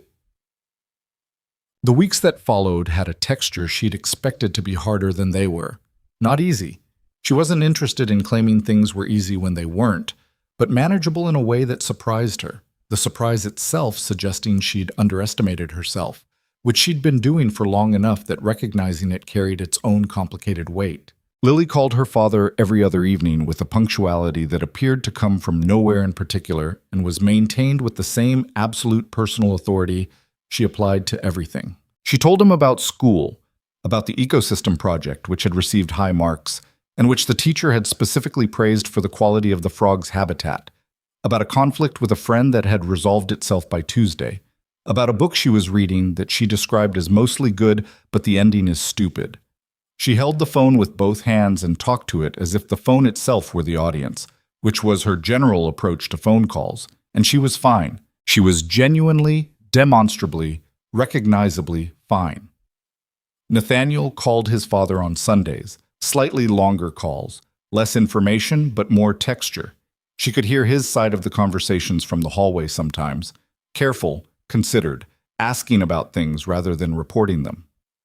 How are you doing? What's Ellison saying? Did you talk to the people from the Chicago office? He was 12 and he was checking on his father with the solicitousness of someone twice his age, and Evelyn watched this and felt the complicated pride and the complicated worry of a parent watching a child be more mature than is strictly required of them. She said something to him about it the third Sunday. He'd finished the call and come downstairs, and she was at the kitchen table with her research paper, which was now almost done and which she was going to submit by the end of the month if she had to physically mail it herself. You don't have to take care of him, she said. That's not your job. Nathaniel poured himself water and leaned against the counter. I know. I mean it. He has people. Ellison, the new firm he's consulting with. He has colleagues. I know, Mom. You can just be his kid. You're allowed to just be his kid. Nathaniel looked at her with the sideways consideration. What if I want to check on him? She held his gaze. Then that's your choice. I just want to make sure you know it's a choice, not an obligation. He thought about this with the seriousness he gave things. Okay, he said, I hear you. He took his water and went back upstairs, and she sat at the table and looked at her paper and thought that she was probably going to spend the next several years having variations of this conversation with him.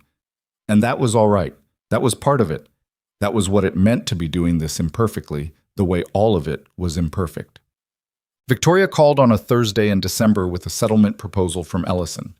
Evelyn sat in her study with a notepad and listened and took notes and asked 3 precise questions and said she'd think about it and call back by Friday. She took a walk that afternoon, down through the back garden, past the stone bench that had been Theodore's, along the path that ran beside the old stone wall at the estate's western edge. The December air was raw and specific, the kind of cold that makes you conscious of your own face. The garden was fully bare now, the beds turned over by the groundskeeper for the season, the lawn brown and quiet. The light was the flat white light of a winter afternoon, even and shadowless. She walked to the end of the path and stood at the stone wall and looked out over the field beyond it, which wasn't part of the estate and never had been. A neighboring property, farmland, mostly fallow this time of year, flat and open to the sky. She'd walked to this spot many times over the years. She'd walked here when she was 26 and new to the work and overwhelmed by the scale of the archive. She'd walked here when Theodore was sick, and she hadn't yet understood how sick. She'd walked here twice in the years when the marriage was at its worst, when she couldn't identify what was wrong except that something was, and the open field had felt like the right thing to look at. The proposal Ellison had sent was structured around a clean division of Damian's accessible assets, the accounts not frozen by the inquiry, the investment holdings he controlled personally rather than through the firm. Victoria had assessed it as within range of fair, which in Victoria's language meant it was probably the best achievable outcome given the complicated financial landscape. There were details still to work out. There would be more calls, more documents, more careful construction of something that would stand up legally and practically, and that both of them could move forward from. She was going to say yes. She knew that already. She'd known it walking out here. She'd come out here not to decide, but to feel what it was like to be on the edge of the decision. The specific weight of something that has been building for a long time about to resolve into a new form. She stood at the wall and looked at the field and felt it. It felt like a lot of things at once, which was honest. It felt like loss, which she hadn't expected to feel as clearly as she did, because she'd been so long past angry that she'd thought she was past grief. But grief and anger are not the same landscape, and running out of one does not mean you've reached the edge of the other.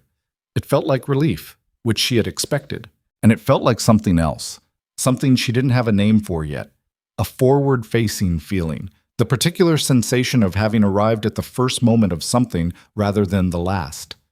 She stood there until her face was cold, and then she walked back through the bare garden and into the house. She called Victoria the next morning and said yes. The settlement negotiation ran another 3 weeks.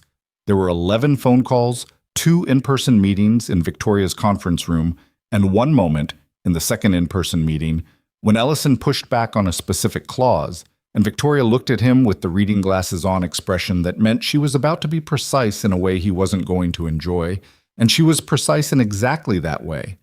And the clause stayed. Damian signed on a Tuesday in January. He signed in Ellison's office on the 42nd floor of a building in Midtown, with Evelyn present via video call at Victoria's insistence, so that the record was clear and complete. She sat in Victoria's conference room and looked at the screen and saw him in profile as he signed, the pen moving across the page in the particular decisive way he signed things, always, like a man concluding a successful negotiation. Even now. Even this. She watched him sign the last document and set the pen down. He looked up, and she was on the screen in the corner, and he looked at the screen for a moment. Not long, just a moment, and she saw him decide against whatever he'd considered saying and nod instead. She nodded back. Victoria said, "That concludes it," and the call ended. She sat in the conference room for a moment after the screen went dark. Victoria poured her coffee. Victoria kept a French press in the conference room, very good coffee, which Evelyn had been drinking for 4 years and had never mentioned to anyone because it seemed like a small and odd thing to mention about a divorce attorney. She picked up the coffee. She held it in both hands. "That's it," she said. Not because she didn't know the answer, but because she needed to say it out loud. "That's it," Victoria said. "The filing is processing now. 30 days for final court approval, which is procedural. Everything substantive is resolved." "Okay?" Victoria sat down across from her. She was 60 this year, Evelyn had noted it somewhere in her memory. And she had the quality of a person who'd sat in this conference room through enough endings to know what they required. She didn't say congratulations. She didn't say I'm sorry. She said, "How are you doing?" Evelyn thought about this honestly. Ask me in a month, she said. Victoria nodded, as if this were again a satisfactory legal answer. She drove home through January traffic that was bad. In the particular way January traffic in the Hudson Valley is bad, slow and gray and grinding, the kind of commute that gives you nothing to do but think. She'd learned to appreciate that about the drive. 40 minutes each way of thinking with no tasks attached to it. She thought about Nathaniel and his careful Sunday phone calls. She thought about Lily and the crackers in the yellow bag. She thought about Margaret and her slightly too strong coffee and the way she'd said "I know" with the full meaning of the word. She thought about the stone bench in the back garden and Theodore in his too large linen jacket and the letter still in its envelope in the gray folder in the locked drawer. She hadn't opened the letter since the night before the signing, the night she'd sat at the desk and held it in both hands and looked at the dark window. She'd put it back carefully and left it there through everything that followed. The signing, Damian's departure, the SEC inquiry, the settlement negotiation, all of it, because it felt like something that belonged to the other side. Not as a reward, not as a destination, just as something she'd wanted to save for when the work was done. The work was done. She got home at 5:30. Lily was at the kitchen table doing homework, not math, drawing, which she did with the same fierce attention she gave everything. She looked up when Evelyn came in. Did it happen? Evelyn looked at her. How do you know about today? Nathaniel told me. Lily looked at her drawing, then back up. He said it was an important day. It was. And? Evelyn put her bag down and sat at the table across from her daughter. Lily had been drawing a horse, a very specific horse, with considerable attention to the musculature of the shoulder, which Lily had been reading about in a library book for 2 weeks. It was good. Not perfect, the proportions in the hindquarters were slightly off, but good in the way that actual effort looks different from easy skill. It's settled, Evelyn said. Everything is settled. Lily looked at her for the assessing 9-year-old moment. Then she said, Does that feel weird? Yes, Evelyn said honestly. But okay weird or bad weird? Evelyn thought about it. She thought about the drive home, the gray January traffic, the thinking without tasks attached to it. She thought about the house when she'd walked in, the particular smell of it in winter, wood smoke and old paper and the cedar the housekeeper used, the sound of Lily's pencil on paper, the light from the kitchen window coming in amber in the way it came in every winter afternoon, the familiar creak of the hallway overhead where Nathaniel was probably sitting with a book. Okay, weird, she said. Lily nodded as if this had been the right answer and went back to her horse. Evelyn sat at the table for a few minutes without getting up. She wasn't ready to do the next thing yet. She was still here, in the previous moment, in the house on a January afternoon that smelled like cedar and had her daughter's pencil moving across paper and her son's quiet footsteps overhead. She sat there and let herself be in it. The real weight of a real house around her, the real and imperfect life inside it. She was going to go upstairs in a few minutes. She was going to sit at Theodore's desk in the room full of Theodore's books. She was going to open the bottom drawer, take out the gray folder, find the envelope in the back cover. She was going to read the letter. Not yet. But soon. She could feel it waiting, patient the way Theodore had always been patient, the way he'd been patient with her when she was 26 and overwhelmed by an archive she didn't yet know how to hold, the way he'd been patient for 4 years in an envelope inside a locked drawer in a room she'd made her own. Lily looked up from her drawing. Mom? Yeah. This horse's butt looks wrong. Evelyn looked at the drawing. The proportions in the back are a little off. You've got the shoulder right. How do I fix the butt? Move the hindquarters back about this much. She reached across and indicated with her finger without touching the drawing. Give it more length. Lily studied this suggestion. Okay, she said, and began erasing carefully, which was its own kind of patience, removing something that wasn't right yet to make space for what would be. She went upstairs after dinner. Lily had fixed the horse. The hindquarters were better. Not perfect. The angle where the haunch met the tail still wasn't quite right. But better in the specific way that better actually means something, when you can see the distance between where you were and where you've gotten to. Lily had looked at the revised drawing for a long time before declaring it acceptable, which was Lily's version of satisfied. and Evelyn had looked at it and meant it when she said it was good work. Nathaniel had come down for dinner quiet and present in the way he'd been since January became a real and different thing in the house rather than just a month. He'd asked about the settlement without calling it that. He'd said, "How did everything go today?" in the careful, lateral approach he used for things that mattered to him. And she'd told him it was finalized and that everything was handled. He'd nodded and eaten his dinner and helped clear the plates without being asked, which he did when he was processing something and needed his hands occupied. She kissed them both goodnight. She heard them settle into their respective versions of evening, Lily's light staying on late because Lily treated bedtime as a suggestion, Nathaniel's going off within 20 minutes because he slept the clean, absolute sleep of a person who exhausts himself thinking and needs the recovery. She went to her study.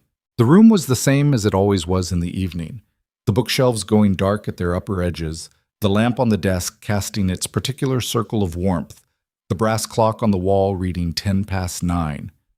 The window was black with January night outside it, no garden visible, just the faint reflection of the room itself looking back at her. She sat at the desk. She opened the bottom drawer. She took out the gray folder. She'd held these documents so many times over 4 years that the folder had softened at the edges, the corners bent slightly from being taken in and out and returned. She set it on the desk and opened it and found, in the back cover, the envelope she'd put back there on the night before the signing in November. She'd opened it that night and read it and put it back. She'd meant to return to it sooner, during the weeks of Damian's departure, during the settlement negotiation, during any of the quiet evenings in between. But something had stopped her each time. Not avoidance, exactly. More the instinct that certain things need to be read in the right moment, and the right moment had a shape she'd recognize when it arrived. It had arrived. She recognized its shape. She took the envelope out and held it for a moment. The weight of it, the slight softness of old paper. Theodore's handwriting on the front. Evelyn. When you're ready, that was all. When you're ready. As if he'd understood that ready was not a fixed date, but a condition. She'd already read it once. She read it again now. His handwriting was small and slightly cramped, the way it had always been, and in places it was uneven in the way of someone writing at a desk late in the day when the light has changed. She could picture him doing it, the specific bend of his head, the way he held a pen the wrong way that nonetheless produced perfectly legible text, the cup of tea going cold at the edge of the desk because he always forgot it when he was writing. He wrote, "I've been trying to figure out what to say here for 3 drafts, and I've decided that 3 drafts means I'm trying too hard. So I'll say it plainly. The house was never meant to be a chain. I hope you understand that. I was afraid for a while that I'd miscalculated, that instead of leaving you something useful, I'd left you something that trapped you in a different way, a possession instead of a tool. But I watched you for 3 years before I wrote any of this down, and what I decided was that you would know the difference. I don't always trust my own judgment, but I trusted that. What I want for you is simple, and it has nothing to do with the property.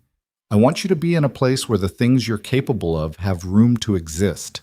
You spent 3 years in this house doing work that most people wouldn't have known how to do, and you did it without needing anyone to tell you it was good, which is the rarest thing I know of.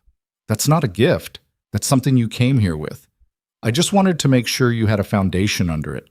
The house is practical. It's real estate and legal documentation and a trust structure I spent a considerable amount of my attorney's time on, which she will tell you was worth it. But what I actually mean to leave you is simpler than any of that. I mean to leave you the evidence, in your own hands, that someone saw you clearly and thought you were worth the trouble. I hope you're reading this on the other side of whatever needed to be gotten through. Theodore." She sat with the letter in her hands for a long time. The brass clock on the wall marked the quarter hour. The furnace worked steadily against the January cold. The house held its particular winter quiet around her. The solid, undramatic quiet of stone and old wood and 14-inch walls that had been keeping the weather out for longer than anyone currently living could remember. She thought about him. His Wednesday soup dinners, his wrong-held pen, the too large linen jacket at her wedding, the specific expression on his face in that photograph she kept on the 3rd shelf, the one taken in the garden in summer, in which he was looking at something off to the left of the frame with an expression of focused private enjoyment that might have been the view or might have been a private thought, and she'd never known which. She thought about 3 years of Wednesday evenings arguing about books over inadequate soup. She thought about the morning she'd found the right cataloging system for the correspondence archive, a system that had been wrong for 40 years, and that she'd solved in one afternoon by doing something no one had thought to try. And Theodore had looked at it and said, without making a thing of it, yes, that's exactly right. 2 sentences. She'd carried them for 14 years. She folded the letter. She put it back in the envelope. She returned the envelope to its place in the folder, and this time she did not return the folder to the drawer. She set it on the corner of the desk instead. It could stay there.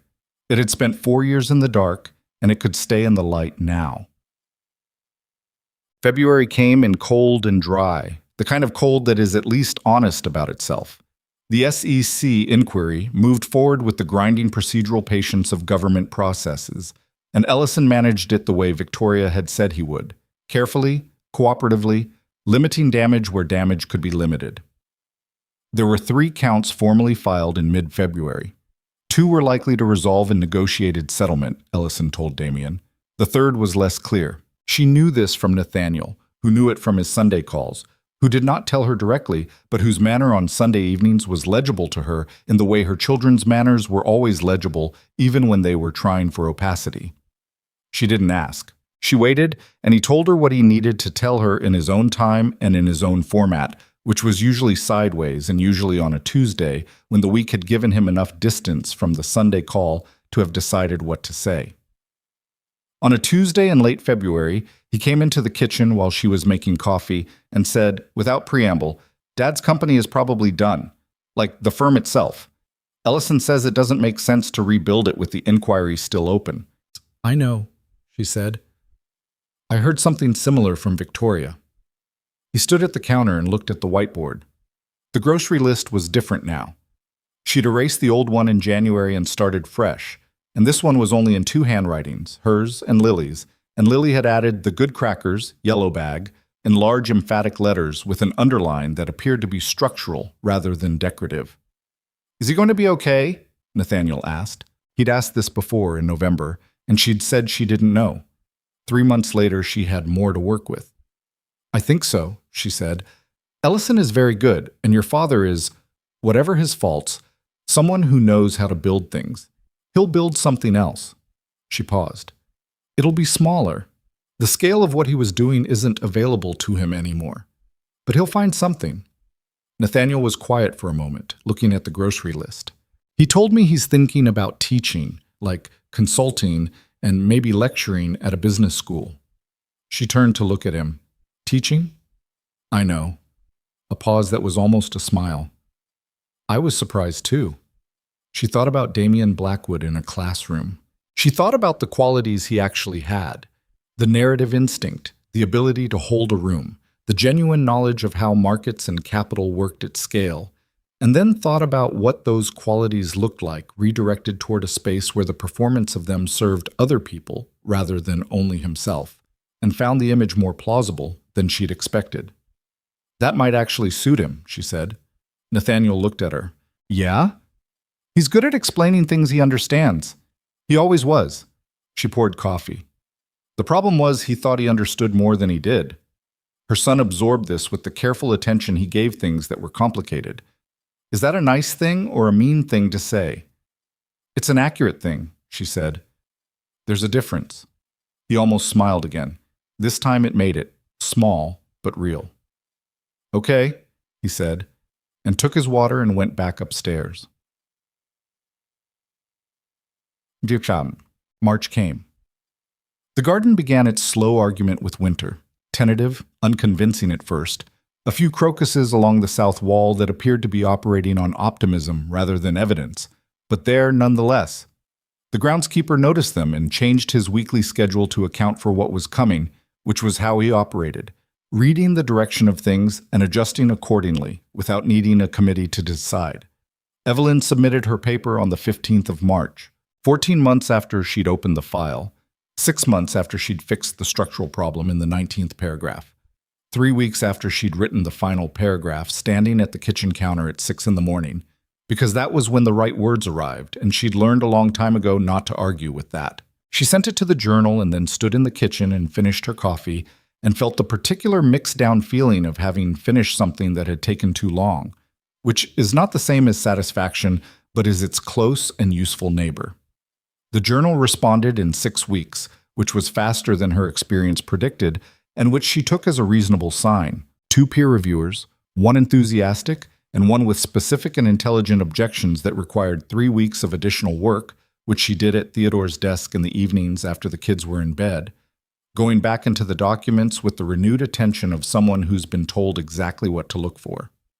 The revisions made the paper better. She could see that clearly by the end. The objecting reviewer had been right, and she'd sat with that for a day, the mild discomfort of being correctly criticized, and then gotten on with fixing what needed fixing because that was what you did when someone showed you where the work was still incomplete. She sent the revised version back in late April. The journal accepted it in May.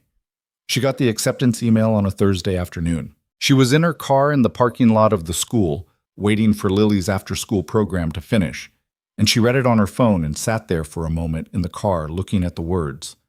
Accepted for publication. Her name on the byline, her work, 14 months and 2 structural fixes, and 3 weeks of responding to someone who'd correctly identified her blind spot. She thought about calling someone and then didn't because she was in a parking lot and Lily was going to come out in 8 minutes. And what she wanted, more than a phone call, was to sit with it by herself for exactly this long. She sat with it. Lily came out at 4:15 with her enormous backpack listing her leftward and a drawing in her hand that she'd been allowed to bring home. A landscape this time, with particular attention to the tree line. She got in the car and tossed the backpack into the back seat and held up the drawing. Look. Evelyn looked. The tree line was genuinely good. The sense of depth in it, the way the near trees were different from the far ones in a way that was more than just size. There was something real happening in this drawing, something that understood what it was trying to do. This is very good, she said. Lily studied it. The sky's wrong. The sky is fine. It's too flat. You can fix it later. Right now it's very good. Lily accepted this with the particular grace of a person who knows they're right about the flaw, but is willing to take the compliment for the parts that worked. She put the drawing on her lap and reached for her seatbelt. What are we having for dinner? I haven't decided. Can we have pasta? We had pasta Tuesday. I know, I liked it. Evelyn started the car. She looked at her daughter in the rearview mirror. The enormous backpack in the back seat, the drawing on her lap, the expression of someone who has had a satisfactory day and is now focused on what comes next, which is dinner and then homework, and then whatever argument she was going to have with the horse drawing, because Lily's relationship with her work was ongoing and she came back to things. Pasta, Evelyn said. Yes, said Lily, with the quiet triumph of someone who knew she was going to win this and was gracious about it. The paper published in September. Her name in a journal she'd been reading since graduate school, her work in the archive she'd spent 3 years building and then 14 years returning to in the margins of another life. She got 3 emails from people she didn't know. 2 academics who'd found the methodology useful, 1 archivist at a historical society in Connecticut who said she'd been working on a related problem for 2 years and found the approach clarifying. She wrote back to all 3. The Connecticut archivist wrote back again with a question, and they began an exchange that went on for 2 months and ended with a lunch meeting in Hartford, and the beginning of what would become, eventually, a collaborative project that she had not planned or expected, and that arrived in her life with the particular quality of things that come from following something real rather than something designed. She told Margaret about the paper at coffee in October. Margaret said, "I know," and Evelyn looked at her. I read it, Margaret said. I looked up the journal. I don't understand half of it, but the half I understand is very good. Evelyn looked at her friend. When did you learn the journal name? You mentioned the journal years ago. I remembered it. Margaret refilled her coffee, slightly too strong. I've been keeping track of what you've been doing longer than you've been letting me. Evelyn sat with this. Why didn't you say anything?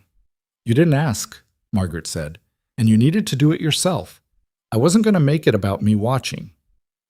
This was one of the things about Margaret that Evelyn had always found both recognizable and slightly humbling. The way she paid attention without needing you to know she was paying attention. the way she made room for other people's processes without inserting herself into them. "Thank you," Evelyn said. "Stop it," said Margaret. "Have more coffee." No. October came back around. A year since the gala. A year since Damian had said what he'd said with the champagne glass in his hand and 40 people in the room and the music almost covering it. A year since she'd walked away and sent 3 words to Victoria Hale on a Friday night. She didn't mark the anniversary consciously. She noticed it, the way you notice the shape of something when you're close enough to see it clearly. The particular October light through the ballroom windows, the long rooms still used for their various events and purposes, an arts council meeting, Lily's birthday party in the garden that had crowded into the ballroom when it rained, a visit from the Connecticut archivist that had extended into a working dinner and taken over the dining room in a way that felt entirely different from the last significant dinner in that room. The house filling up with different things, the house learning new arrangements.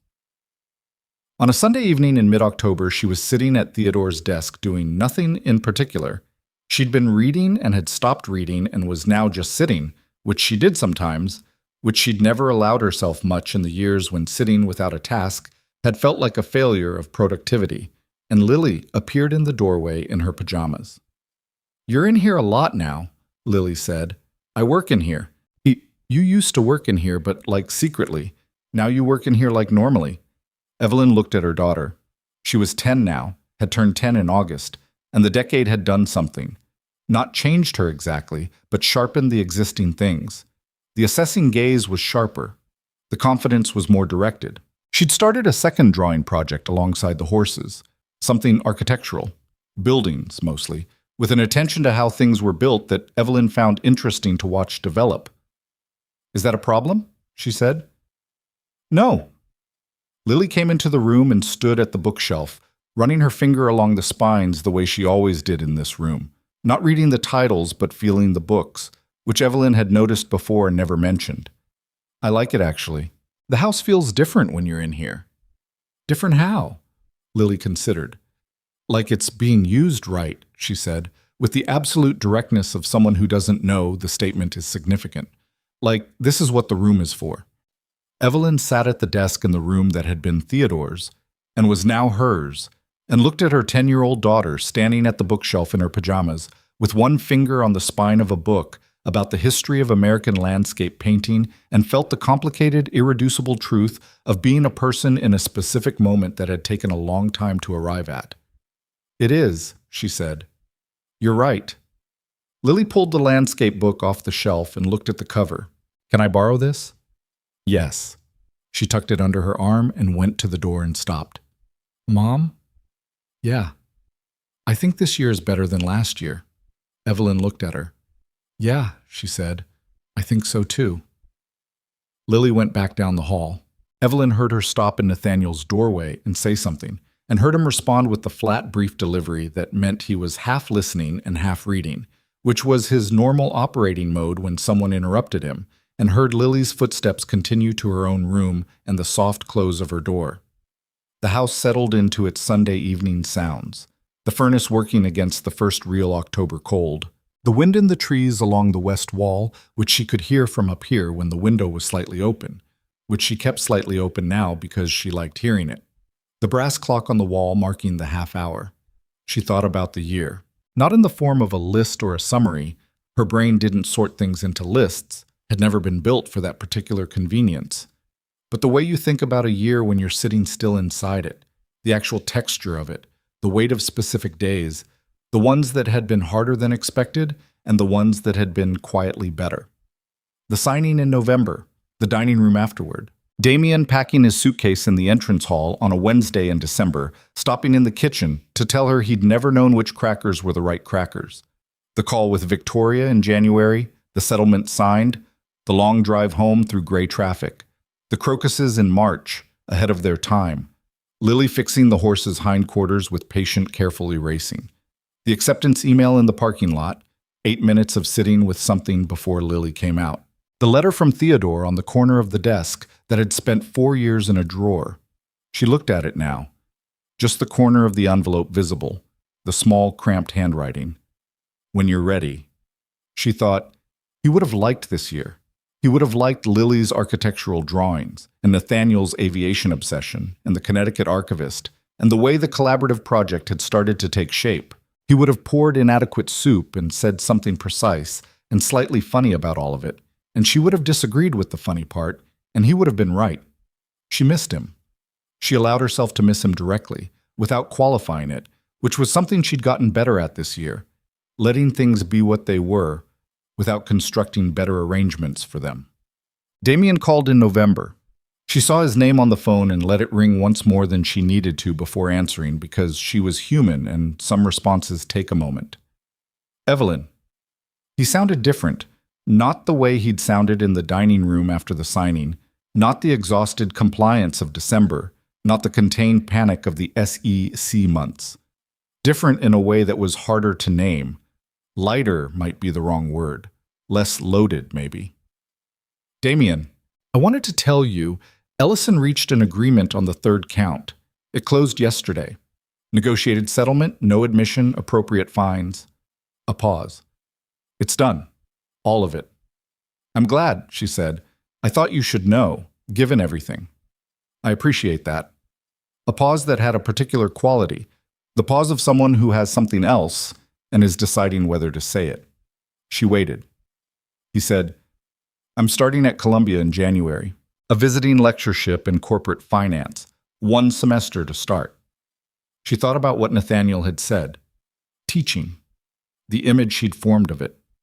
That's good, she said, and meant it. Nathaniel mentioned you thought it might suit me. She absorbed this.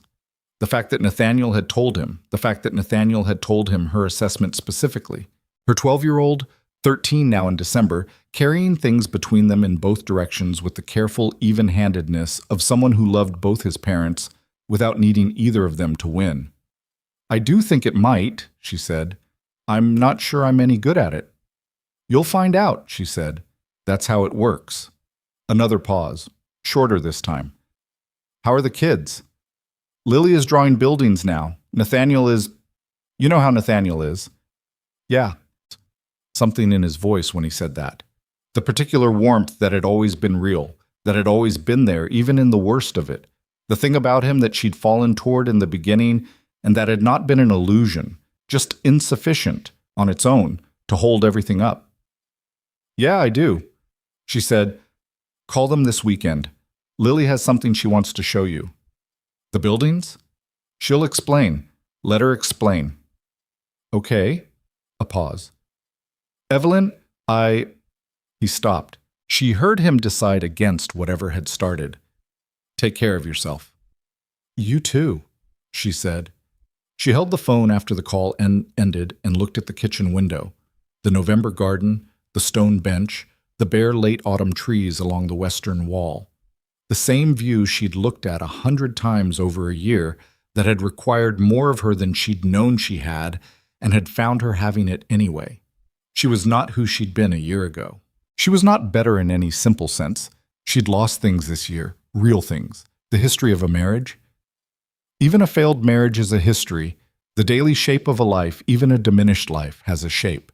She'd lost certainty about some things she'd thought she was certain about, and gained uncertainty about some things she'd never thought to question. She was more tired in some ways. She was more honest in others.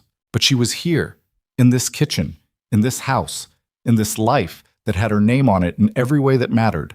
She was doing work that was hers. She was raising 2 children who were imperfect and real and entirely themselves. She was having coffee with Margaret every week and disagreeing about books with a woman in Connecticut and sitting at Theodore's desk in the evenings with the window slightly open to hear the wind. She was not the woman who had smoothed her dress in the ballroom and walked toward a decision she'd been building for years. She was further along than that woman had known she'd get. Not because everything had gone right, it hadn't. It was messier and slower and more complicated than that, but because she'd gotten through it without losing the particular thing she'd been protecting all along, which was not the house and not the legal structure and not the trust document in its gray folder, but something smaller and more essential than any of those things. The knowledge of her own capacity, the evidence in her own hands that she was worth the trouble. Theodore had said he wanted to leave her that. He had. 8. In late November, she reorganized the study. Not the contents. The books stayed as they were, the research files in their system, the brass clock on the wall, but the arrangement. She moved the desk 6 inches to the left, which sounds like nothing, and changed the relationship between where she sat and where the light came from in the morning in a way that was exactly right. She moved one of the leather chairs to face the window instead of the fireplace, because she'd been wanting to sit in that chair looking at the garden for years and had never moved it before.